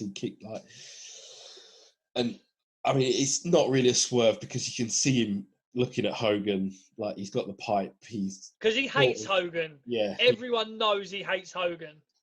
Well, I mean, without Hogan, Piper's number one in the 80s for sure. But in the WWF probably. But yeah, no, it's Piper hits Hogan it's not really a swerve. It's you can see it coming. But yeah, he hits him with the pipe. He leaves. He tells him to kiss his ass as well. Vince gets a 2 count. He decides to throw our referee Brian Hebner out the ring twice because missed his first time. Yeah, the first one. Yeah. Sylvain Grenier trots out our Montreal Screwjob Part 10 referee. Another referee comes out behind him, gives him a little shove, and then Sylvain decks him. I didn't see the point in that. Yeah, it's a bit of a weird one. Yeah. But Vince hits the big leg drop of doom. This is where it gets really good for me. Kick out on 2, and it's hulking up time. And this is another fucking mental. It's a great cinematic moment again. Vince's face, where he's just covered in blood again, and he's like half angry, but then half like, "What the squeak?" Like great stuff. Like I say, for me, this is one of my all-time favorite matches of all time. I watched this match as many times as I possibly Yeah. can. And I mean, between that and like Hogan, like he's pointing he's pointing at, Vince, and the crowd are into every last bit of it. Oh, the pops for the U's, like Yeah. everyone says it with him. The roof nearly comes off. And yeah, it's a Hogan comeback. He hits him with 3 leg drops, gets the win. And yeah, what an insane match! Like street fight. It's 2 way older guys putting on a match that was brilliant, excellent. It was good. And the funny thing though, bro, as well, yeah. Shane McMahon comes down, okay? Yeah. And the only reason I can see that Shane came down is to stop Hogan from posing for too long. So Hogan has a little pose down in the ring. I can see that. I can see Shane coming down and putting an end to the posing, because Hogan's posing back in the 90s would go on forever. It would be last match. It would be Hogan posing until the Titan Sports came up on the screen, and it would the end.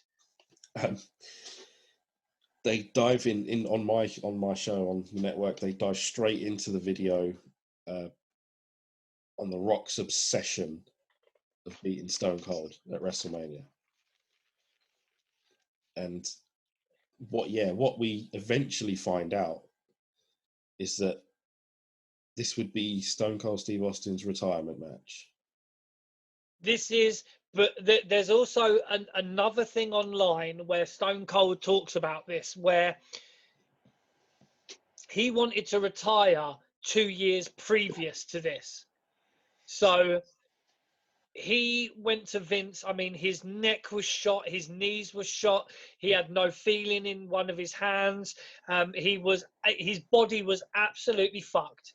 And he's on JR's podcast when he talks about him retiring. So he went to Vince at the end, like 2 years previous to this or whatever, 2000, 2001, and he says, I need to go home. He said, I need to ride off into the sunset. He said, because my body's shot, my neck's fucked, and he said, Vince goes, oh shit, dude, like, can't do this to me, man. Not now. We're just about to go public. Have you ever seen the WrestleMania 20 DVD set has a special 45-minute documentary about WrestleMania 19? Have you seen that? No. No, it's and it does basically. Oh, do you know what? Actually, ladies and gentlemen, Chris has left his seat. I have because I do have it, but I haven't watched. Yeah. Disc 3, I think. I'm pretty sure. Right. This is your true wrestling fan, and this is no bullshit. My WrestleMania 20 DVD, okay. The Mania, the 45-minute film chronicling, because the King was talking about WrestleMania 19, the movie. Yes, he's talking about WrestleMania, the movie, yeah.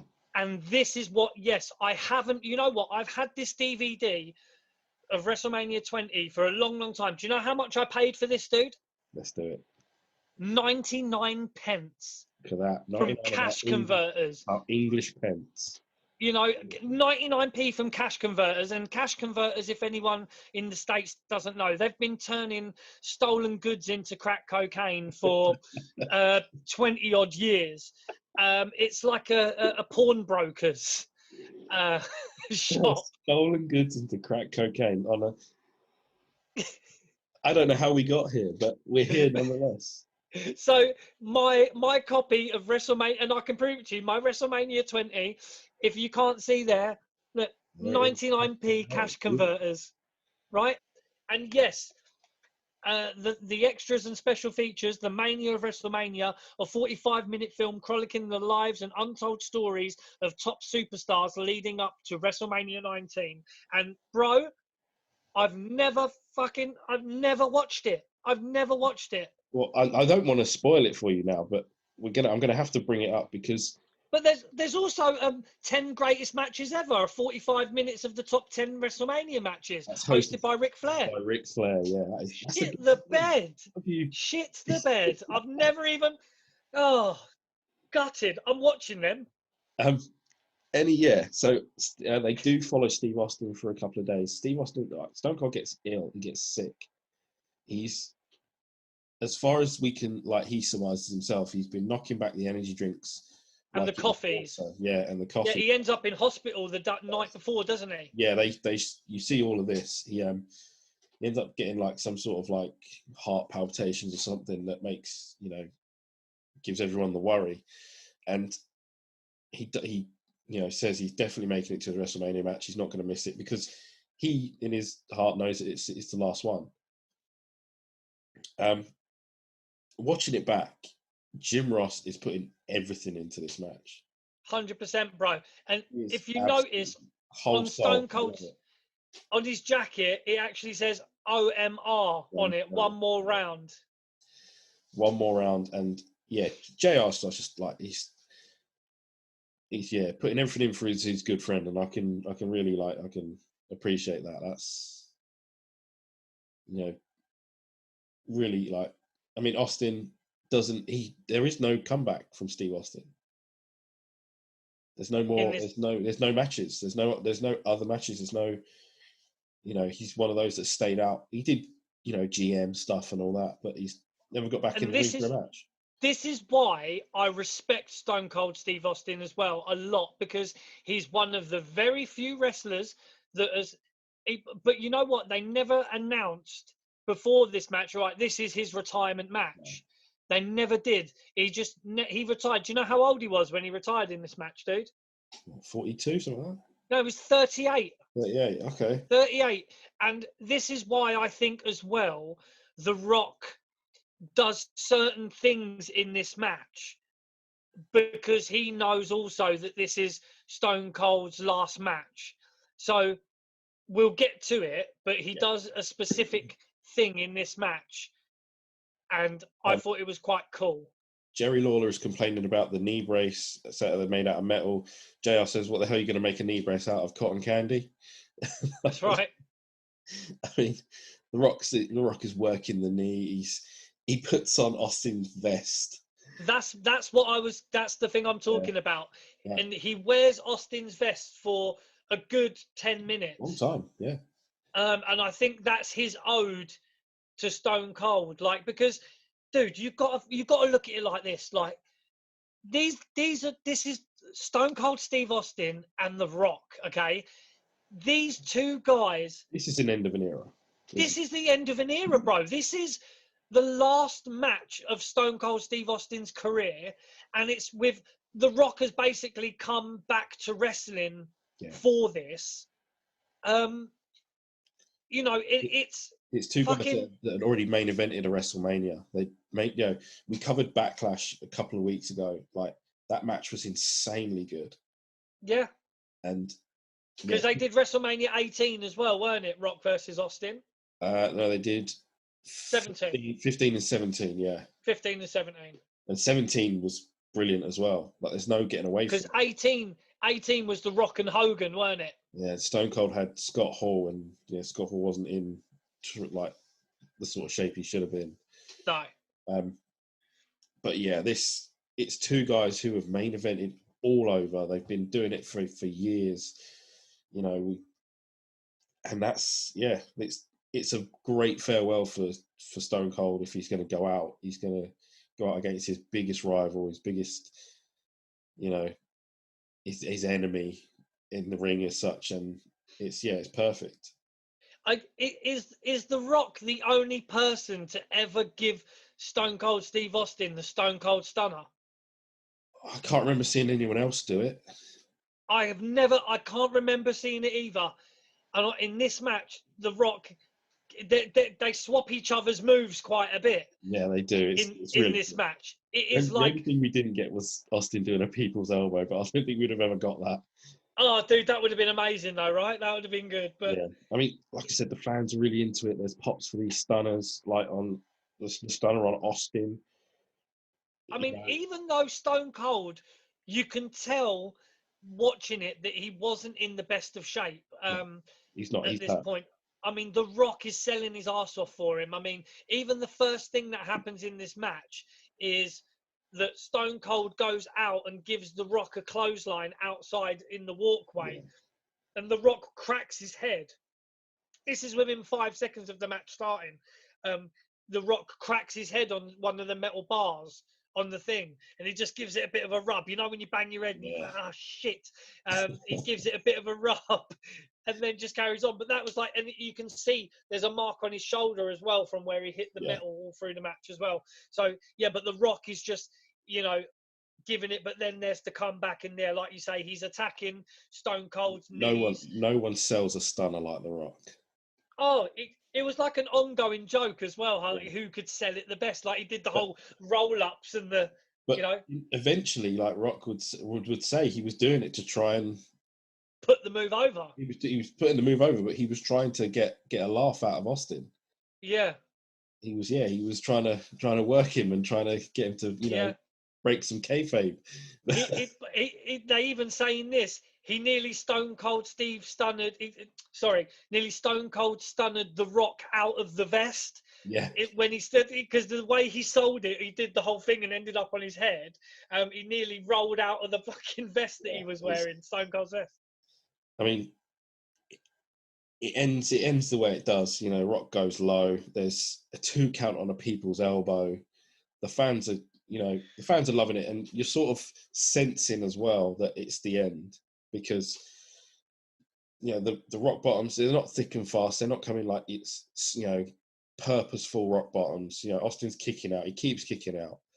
And there's a final rock bottom which even Jerry Lawler says, "Oh, it's the big one," and he goes down for 3, and that's the end of Steve Austin. That's it. Like, it's crazy because there is the sequence there's a double down moment in this match where they're both down. They both hit each other with quite a bit of force just after The Rock has got Austin in the sharpshooter and he's got his vest on. And, it's mud hole time. Austin gets his mud holes in. Director of mud holes. Don't mention our director of mud holes, Dusty Rhodes. The Rock does his kip up thing after a clothesline, but then you've got Austin rock bottoms The Rock. As well. And then The Rock stunners Austin, and then Austin stunners The Rock, and then the people's elbow, rock bottom 2 count, and then you get rock bottom number 2, rock bottom number 3, and that's when The Rock gets the 1, 2, 3, and you can kind of see, at the end of the match, like The Rock's, he's over Stone Cold, pretend he's like selling, but he's talking to him as he's on the floor.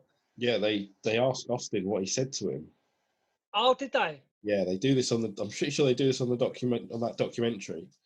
Right. Like, they asked Rock what he said, and Rock says, "Oh, it's personal between me and Austin."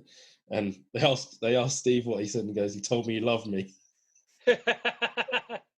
So, I mean, it's, like I said, it's obviously a really nice moment between them, if that's what he said. Rock does go into the crowd to see his mum and his wife, and that's correct. Yep. And then we get a quick vision of Austin leaving the ring.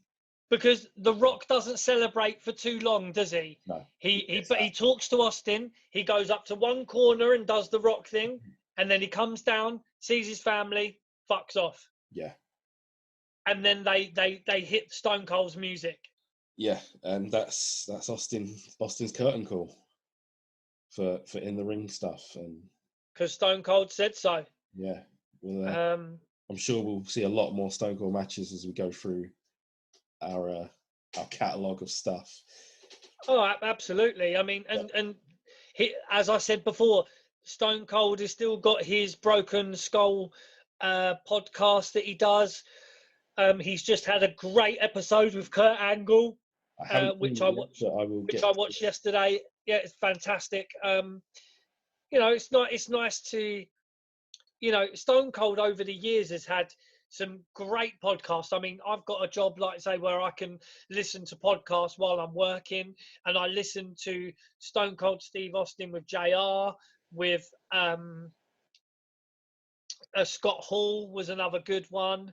You know, it's in with Eric Bischoff was a fucking great episode. Maybe one day we'll listen to Stone Cold Steve Austin with Chris and JB. Dude, you know what?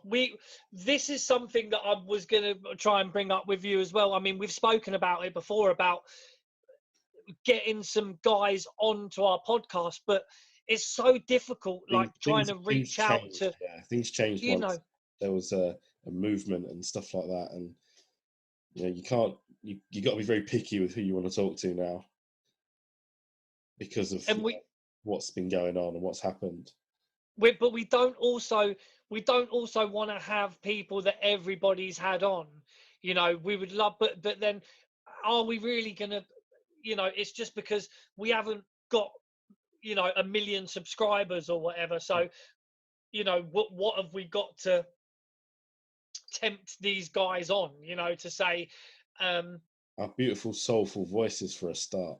You know that, but there's guys that have been doing this, like your Hannibals and your Chris Van Vliets as well.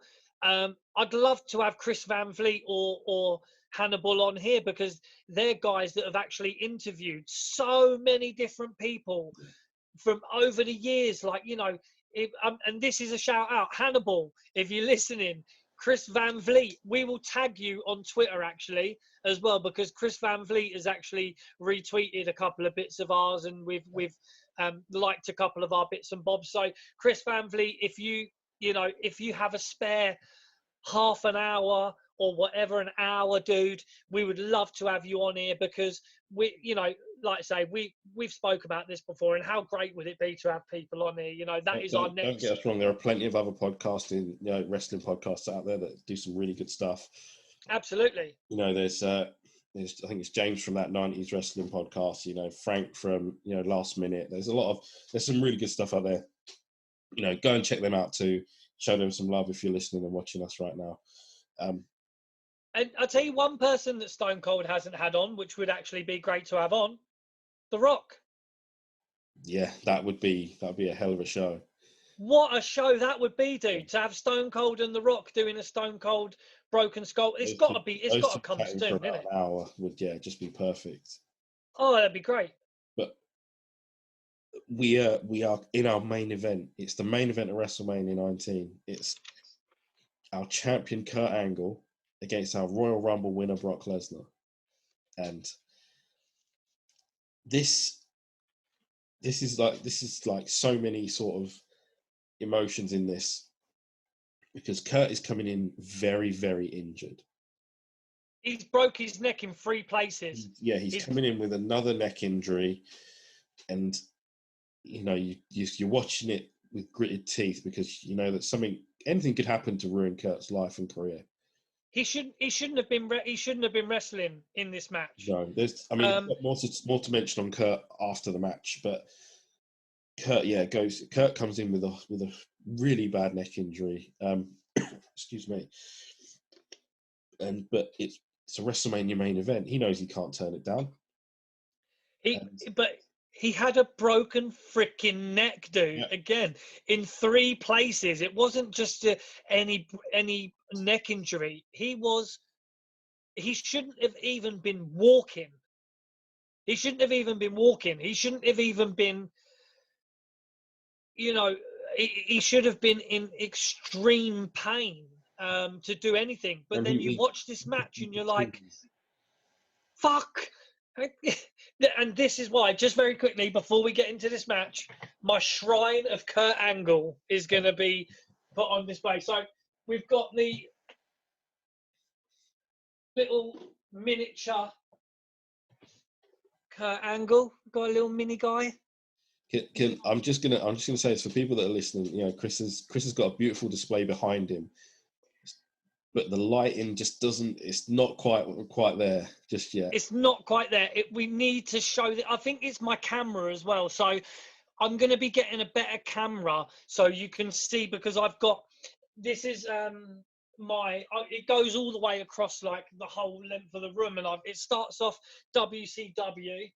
And then we work our way across. I've got my WrestleMania Moments little like negative stills on the wall. I've got my one thing as well. I've got my Stone Cold Steve Austin signed movie DVD. But this is my Kurt Angle, and then it works across the little bit of TNA. What we need is Chris to take. What we need is Chris to take some pictures of this and put this out on Twitter and Instagram, and I'll do it, man. I'll do it. Do it, Chris. Yeah, that's fine. I'll take some pictures. I don't have it to hand, but my wife found it. The missus found this excellent piece of memorabilia. It's a signed Jim Ross trading card. Oh, nice. Yeah. I back in the day when you had some money to spend and you'd buy some random things. I bought some of JR's barbecue sauce and the mustard and all that, and with it came a beautifully signed trading card. It's again, nice piece of memorabilia. It's in the room behind me, and I'm not going to get up and go and get it because it's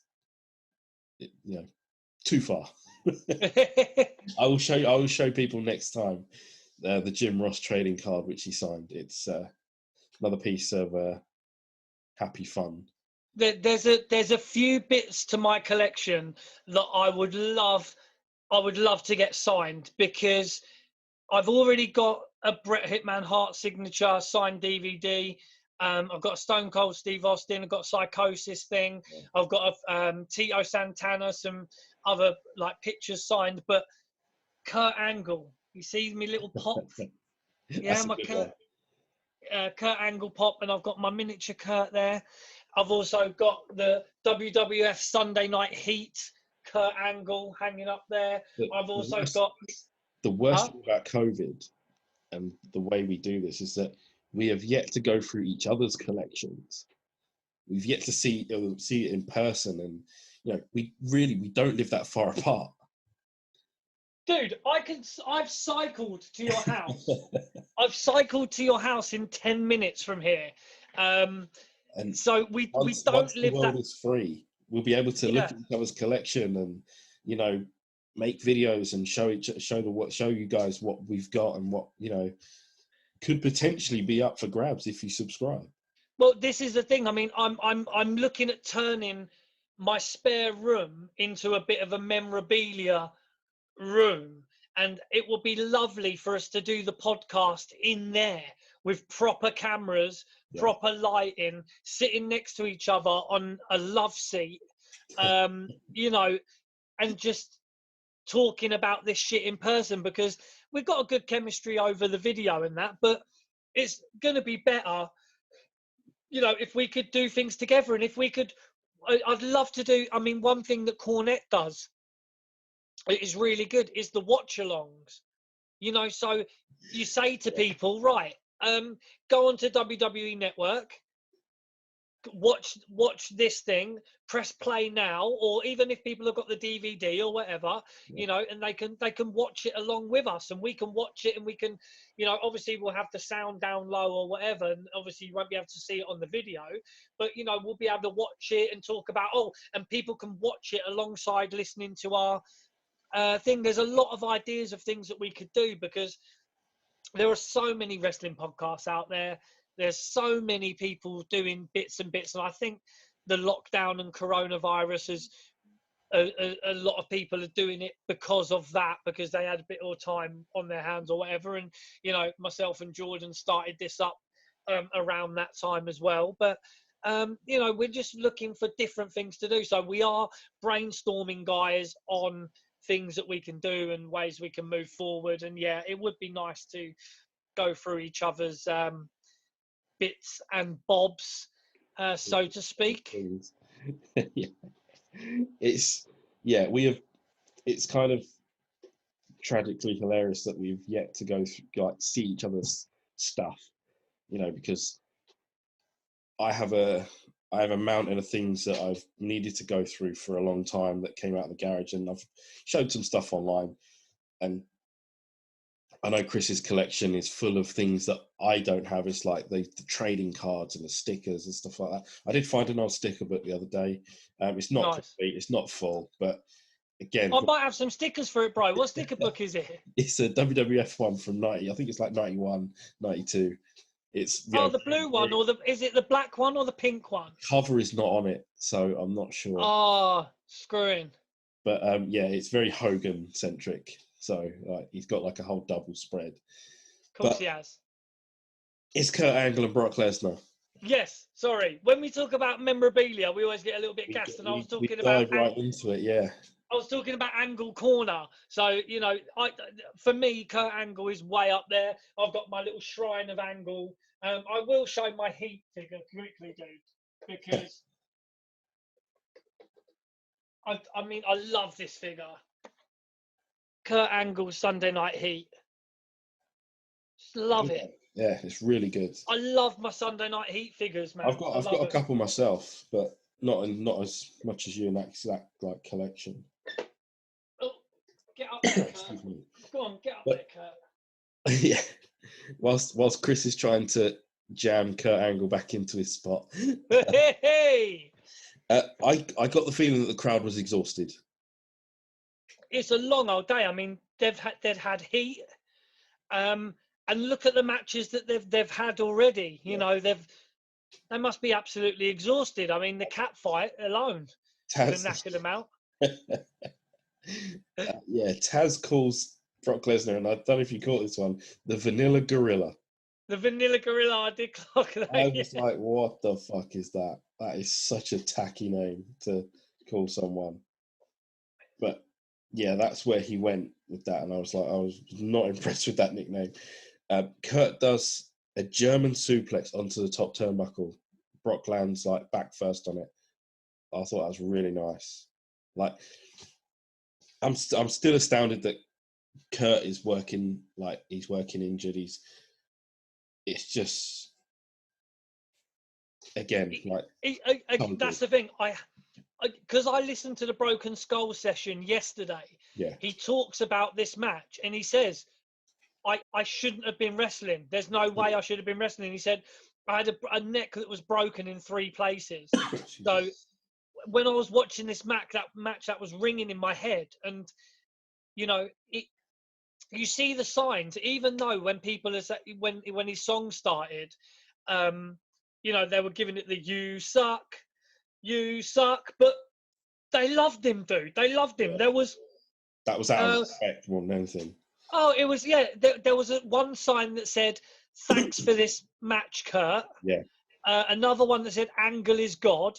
Another one that says, I love you, Kurt. You don't suck. And it was like, people respected him. Of course. Because he had been putting in work for, oh God, it kept ringing in my head. I was watching this match, watching what he's doing, and it's like, fucking hell, he's got a broken neck in 3 places, a broken freaking neck. Now, Brock is bumping like crazy to get this match over. Like, the crowd are tired, they're quiet, and Brock does his absolute best to get him going, and he does. I'll give him his credit, Brock Lesnar. I'm a big fan of Brock Lesnar. Chris, sort of, I think. It's not. I like Brock. It's just his misses that pisses me off. No. Brock. Remember, Chris. Always Chris. Never JB. Always Chris. It's the sable that annoys me. I think that's because I'm such a big Luna Vachon mark. That could so be. I think that's why. But Kurt Angle takes Brock Lesnar to, a city he becomes very familiar with. Suplex City, bitch. And Kurt is suplexing him all over the fucking place. Oh, it's crazy. There's one where he turns him inside out. Yeah, he backflips him. It is so good. And it's just, these like, they look devastating, these suplexes. Brock's selling them really well. Like, this is a young Brock Lesnar who's still finding his way, and he's in a WrestleMania main event. He's really going for it. He's got something special planned later on. Doesn't quite pay off, but he knows what he's here to do, and he is throwing himself all over the place and trying it's to. It's his first WrestleMania. Yeah. It's his first WrestleMania, and he's in the main event. They've strapped the rocket to him on this. 100%. And I mean, there's a beautiful counter from Kurt, F5 into an ankle lock. Oh, great stuff, man! That reversal, the F5 into the ankle lock, it was just great, man. I mean, there's some good moments. I mean, there's a big spine buster from Brock on Kurt. There's a big belly to belly ×2. You know, he gives Kurt 2 big belly to bellies. Angle hits him with 4 Germans, dude, as well. And that's what You I know, mean. It's Suplex City. And it's and the big release German, the one where he turns Lesnar inside out. There's a few F5s as well, 2 counts. And the F5 into the ankle lock. I have another question. Shoot. Cast your mind back to 2002, 2003. Is Kurt Angle the best in the world at this point? And I know that because Shawn Michaels is doing his thing. Is Angle the best in the world? After that match at the Royal Rumble, he had a wonderful 2002. That match was Rey Mysterio at SummerSlam. Is Kurt the man? Yeah, Kurt is. I love Kurt. To be honest, I'm biased anyway. I'm biased. I mean, he stole my heart when he sang "Sexy Kurt" with Sensational Sherry. He'll make he'll make your ankle hurt, and he was doing the, the shaky shoulders. He'll do a bit of too. To have Sherry and Kurt Angle there doing their thing, Angle at this time. But the thing is, his body was broken. He was massively addicted to prescription meds. No, this is the thing. Is this Kurt Angle the best in the world? Yes. Yeah. Okay.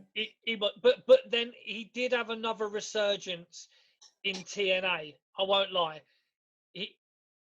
I think he came back after this match, after the surgery. He came back and had more brilliant matches, including, Shawn Michaels and Eddie Guerrero and stuff like that. Yep. But yeah, it just felt like it for me for 2003. If anyone's got any better ideas, give us a shout. We'll listen to your argument on whether or not Kurt was the best in the world. We'll probably get at someone saying that Chono or Tenzo was better, but that's fine. Opinions are opinions. But for us, it seems that Kurt is the man, followed closely by Shawn Michaels. Yeah, I would tend to agree. The counters in this are perfectly executed. Every counter is done brilliantly. Like these two, it looked like these two have been working together for years. Yeah, it was almost like they knew exactly where they had to be, what they were going to do. Like it's brilliant stuff. It's funny. There was a bit of heat between them as well, though, before. Yeah, because all the boys were like, wanted to believe that both was the better wrestler, and I believe they had a challenge, didn't they? They did. They had one in the ring, and Kurt says that he won, but he didn't, kick crap out of him. But he got a takedown on Kurt. This was it's highly disputed. I mean, it's a shame no one had a camera on this, but we get to the point where Brock comes up short on this now infamous shooting star press. He knocks himself out as well. I mean, this is something he did when he was in OVW. It was something he executed quite easily.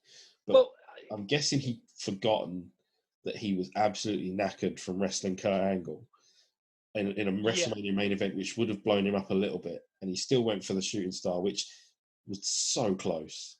I mean, Kurt was quite far away as well. But he said in the interview previously, he said when Brock was trying it in the ring during the day, practicing with the mat, he was coming quite far out. Yeah. So that's why Kurt didn't want to be too close. So he said that I didn't want to be too close because when he was practicing during the day, he was going right across the middle of the ring. So that's why I was where I was, because he was coming out quite far. But like you're saying, he was quite blown up anyway. Yeah. And you can see in Lesnar's face when he gets up there, there's a split second of like, I don't actually know if I should be doing this. Yeah, there's a little bit of doubt. There is, and I think that's the fatigue. He's thinking, yeah, when I was doing these this morning, my legs didn't feel like they do right now. And he just, I mean, it's very, very, very surprising that he didn't break his neck. Well, it's been like spoken about quite a bit. Like if he didn't have such a thick, strong neck, it probably would have broken. And 100%. He Kurt, definitely knocked himself out. You can see at the end of the match. He's definitely he's not seeing passing, stars. He's not passing any concussion protocols here. Kurt says to him, you know, one more F5, like and Lesnar's on autopilot. But the thing is, as well, it's very quick thinking from Kurt Angle. So after the infamous shooting star press that he misses, instead of making it look hacky, Kurt fucking capitalizes and pins him for a 2 count. Yeah. And he capitalizes to make it look real. So everyone's like, oh shit, they sell it that Kurt rolled out the way, and then Kurt basically got a 2 count on him and said to him, yeah, F5. Yeah. And because he's an absolute monster, you know, autopilot kind of thing, Brock has just literally just picked him up, bam. It's like the 3rd or 4th F5 that Kurt had taken. And there you go. It's a new champion. And this is the respect thing, you know, they do embrace afterwards. It's it's well deserved because it is a really good match. It's, you know, people can say it's spoiled by the shooting star. It's not. It's not, no. Because it was integrated into the match. Yeah. And yeah, it's Kurt Angle less than 2 weeks later would go and get surgery on his neck. And he had the minimally invasive surgery. So he was WWE champion again in July. That's how fucked up that is. Dude, Kurt is an absolute beast, dude. He is, you know, there's a beautiful video. Did you see I put it on Facebook today or yesterday? Beautiful video. Kurt Angle sets up the camera, right, in front. He's eating some spaghetti, and he gets a pair of scissors and cuts the spaghetti, and his wife goes, why are you doing that? That's so lazy. He's like, lazy? I won a gold medal with a broken freaking neck. And then his missus just goes off on him about that. And his little face just lights up. Like, it's lovely to see Kurt Angle in this place because he's just such a nice guy. You know, and he's one of the most charismatic people as his career went on. You know, like I still remember the stuff he was doing, you know, with Steve Austin as they were a tag team and all that kind of stuff. And you know, the little cowboy hat will forever be etched in my memory. And the Jimmy Crack Corn, and like it's perfect. Like it's stuff. It's lovely to see Kurt Angle now. That is someone I'd love to have on. I would love to have Kurt Angle on, and just, you know, it would be Mark Central for me. I would just be like a girl, you know, just weak at the knees. Watching BTS live or something. You know, it's just crazy, dude. I just really respect Kurt Angle for what he's done in a relatively short time in the wrestling business. Well, let's say in WWE, really. You know, he wasn't there for 10, 20 years, you know, but he stayed in the business. 99, wasn't it, in Survivor Series? Yeah, 98, 99. Yeah. He was at ECW in 1996. Yeah, he was at a show where they crucified the Sandman and he walked out. So, which was good stuff. But do you know whose fault that was? Shane Douglas. Shane Douglas said to him, because they were friends in Pittsburgh or whatever, and he said to him, yeah, they're doing like proper wrestling stuff down there. You want to come down? And he was sitting there with his gold medal. And well done, Shane. Shane Douglas, jobber for life. And yeah, we get our finishing like promo video like with Crack Addict playing over it. Really like good sort of production thing at the end. And Michael Cole says we'll see you next year at Madison Square Garden for WrestleMania 20. And that's it. That's WrestleMania 19. Now, we've done a lot of shows recently where we've been a little bit disappointed with what we've seen. Some of them have been absolute shit shows. But I do not have a problem. We've gone back to being positive on this one. This was an excellent show. It was beautiful. No complaints whatsoever.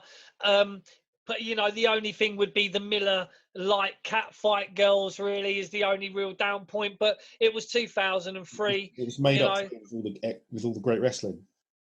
It was great. Yeah, I mean that didn't take. It wasn't too long either. The skits with the catfight girls were very short. The match itself on the bed was very short. And yeah, just the abundance of good wrestling and great storytelling and just an absolutely stacked card. Yeah, it's just yes, just yes. And yeah, that was WrestleMania 19. It was really good. I had a lot of fun watching it. Had even more fun talking about it. I didn't think I'd get through this not feeling so good, but I'm still here. I'm still talking. I'm still loving it. You're a workhorse, dude. You Kurt Angled it, bruv. You Kurt Angled it. You worked through. And yeah, I really can't praise this show enough. And this is why we talk about the WWE and WWF with such reverence sometimes, because they used to put on some brilliant pieces of work.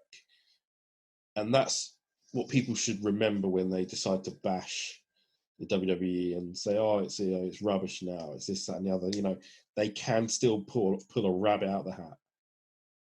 Do not be fooled about, what someone like Bruce Pritchard and Vince McMahon can do. Because every now and again, there's a bit of magic. Absolutely. And this is one of those shows. And yeah, that's probably it for me. I would like to remind people. I'd also like to thank people if they're still watching. If we haven't put you to sleep yet, those insomniacs love us, man. Oh, dude. They must do. 100%. Thank you to Chris for being on tonight. He's been really busy. He's got so much stuff going on right now. You wouldn't believe it if I took the time to tell you. It's all good, but thank you, dude, as well, for in sickness and in health. Oh yeah, that's it, man. Yeah. So we're married to the podcast in sickness and in health. So big up Jordan JB for coming on here all sicked up, drinking his tea and honey, keeping himself nice. I mean, like Jordan says, we just roll on. There's no sick. That's the thing. We'll take our time out again to thank our good friend Tyrant Tales for the t-shirt, the artwork, beautiful stuff. We'll also thank our wonderful friends over at Tree of Life Framing, who I will say it will frame you like Mr. Kevin Sullivan, just as good, And yeah, I'll remind people, if you like it. If you love it, hit the subscribe button. We are pushing. We get really good numbers on YouTube. We get really good download numbers as well. Like I can't even complain about that. People are downloading and really enjoying our stuff. But hit the subscribe button. We've got good stuff to give away. Nice, I'll pull out another one. Like there's another one here. Like it's another DVD. It's oh my god, 50 top 50 incidents in WWE history. Like, and there's stuff I've never even opened. You can't really see it. Unforgiven, 2006, great show. Like all this stuff is up for grabs. There will and I hate to say it without giving you the nod, but I got Hasbro's, I got doubles, I got trebles. Before Chris looks at them and takes the lion's share and takes the goodies. There's stuff to give away. There's good stuff to give away. So subscribe, you bitches. It's free. Don't just 84% of people were not subscribed to our last show that watched it online. That's analytics, we can talk about that all day, but demo gods. We're the inner circle, baby. Watch, like by all means, take the 2 seconds to hit the button, hit the like button, hit the chuck us a comment. If you didn't like something, tell us. I'll respond. I don't care. People just do it. Just subscribe, man. Just do it. I will steal a line from the Fiend and say, "Let me in." Oh, dude, big up yourself. Yeah, man, just subscribe, like. You can catch us on various podcast platforms. I won't list them all, but we're on Stitcher, Listen Notes, Podbean, Spotify, Deezer, iHeartRadio, Listen Notes, Apple Podcasts, Google Podcasts, Amazon Podcasts now. We're on every single bloody platform possible. We're on YouTube here, where probably you might be watching us on this video screen. Twitter, Instagram, you can catch us on. We've actually got a Facebook group as well, Chat, Grapple and Cheap Pops Podcast on Facebook. So yes, please subscribe. We want to get this first giveaway done. We want to give shit away. We will. We haven't really spoke about it, but I think the giveaways will easily reach the EU or reach Europe. I'm glad to send stuff out into the EU. US is a lot of money in postage there, so we might give that one a swerve for a bit. But this giveaway will go anywhere. Yeah, I mean, what we could do with the US, we would, with the US, we can send lighter stuff. So that might be, stuff that we got in the UK that you might not have got there, light stuff like my stickers and my cards and stuff like that, that you might not have got out there. We've got certain sticker books and stuff that you might not have got out there that we got here. So I'm happy to dig through and send some bits and bobs. We've got these mega photo stickers. I've got a load of doubles. I've got a bloody desktop thing from the sweet shop. You know what I mean? Look at that. Shiny Trish Stratus. Come on. Shiny Kane. Shut up. Undertaker. Shinies. Look at this. Stephanie McMahon. Shinies. Lita. Stone Cold looking fantastic. Shinies. These are big 6x4s, dude. Rikishi. Yeah. Kurt Angle. The man. We're ready for you guys. We're ready for the giveaway. Thanks for joining us again, though, in this lengthy episode. But it was one of the greatest WrestleManias ever. WrestleMania 19, 2003. Big up Jordan again. In sickness and in health, he is here, grinding away. And thanks for everybody who's listening. That's all we can say, innit, Jay? Guys, yeah, that's it. Thank you very much. And we'll see you next time. We've got some new things in the works we are chatting about. Keep your eye out for our new theme song and entrance video, which we have been working on. Yes. Will be with us very soon.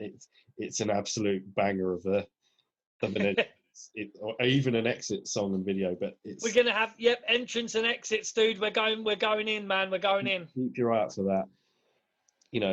Thank you to anyone that's listening. Thank you to everyone that retweets, likes. Whatever you're doing, we will catch you very soon. We do have a plan. We do have another show lined up for you very soon. It is another WCW show, and it could work. I don't think it's going to hit the heights of WrestleMania 19, but we will look forward to it. So yeah, thank you very much for staying with us. Thank you very much for listening, for watching. Stay safe. Don't catch a cold like me. Take care, guys. Peace, everyone. See you soon.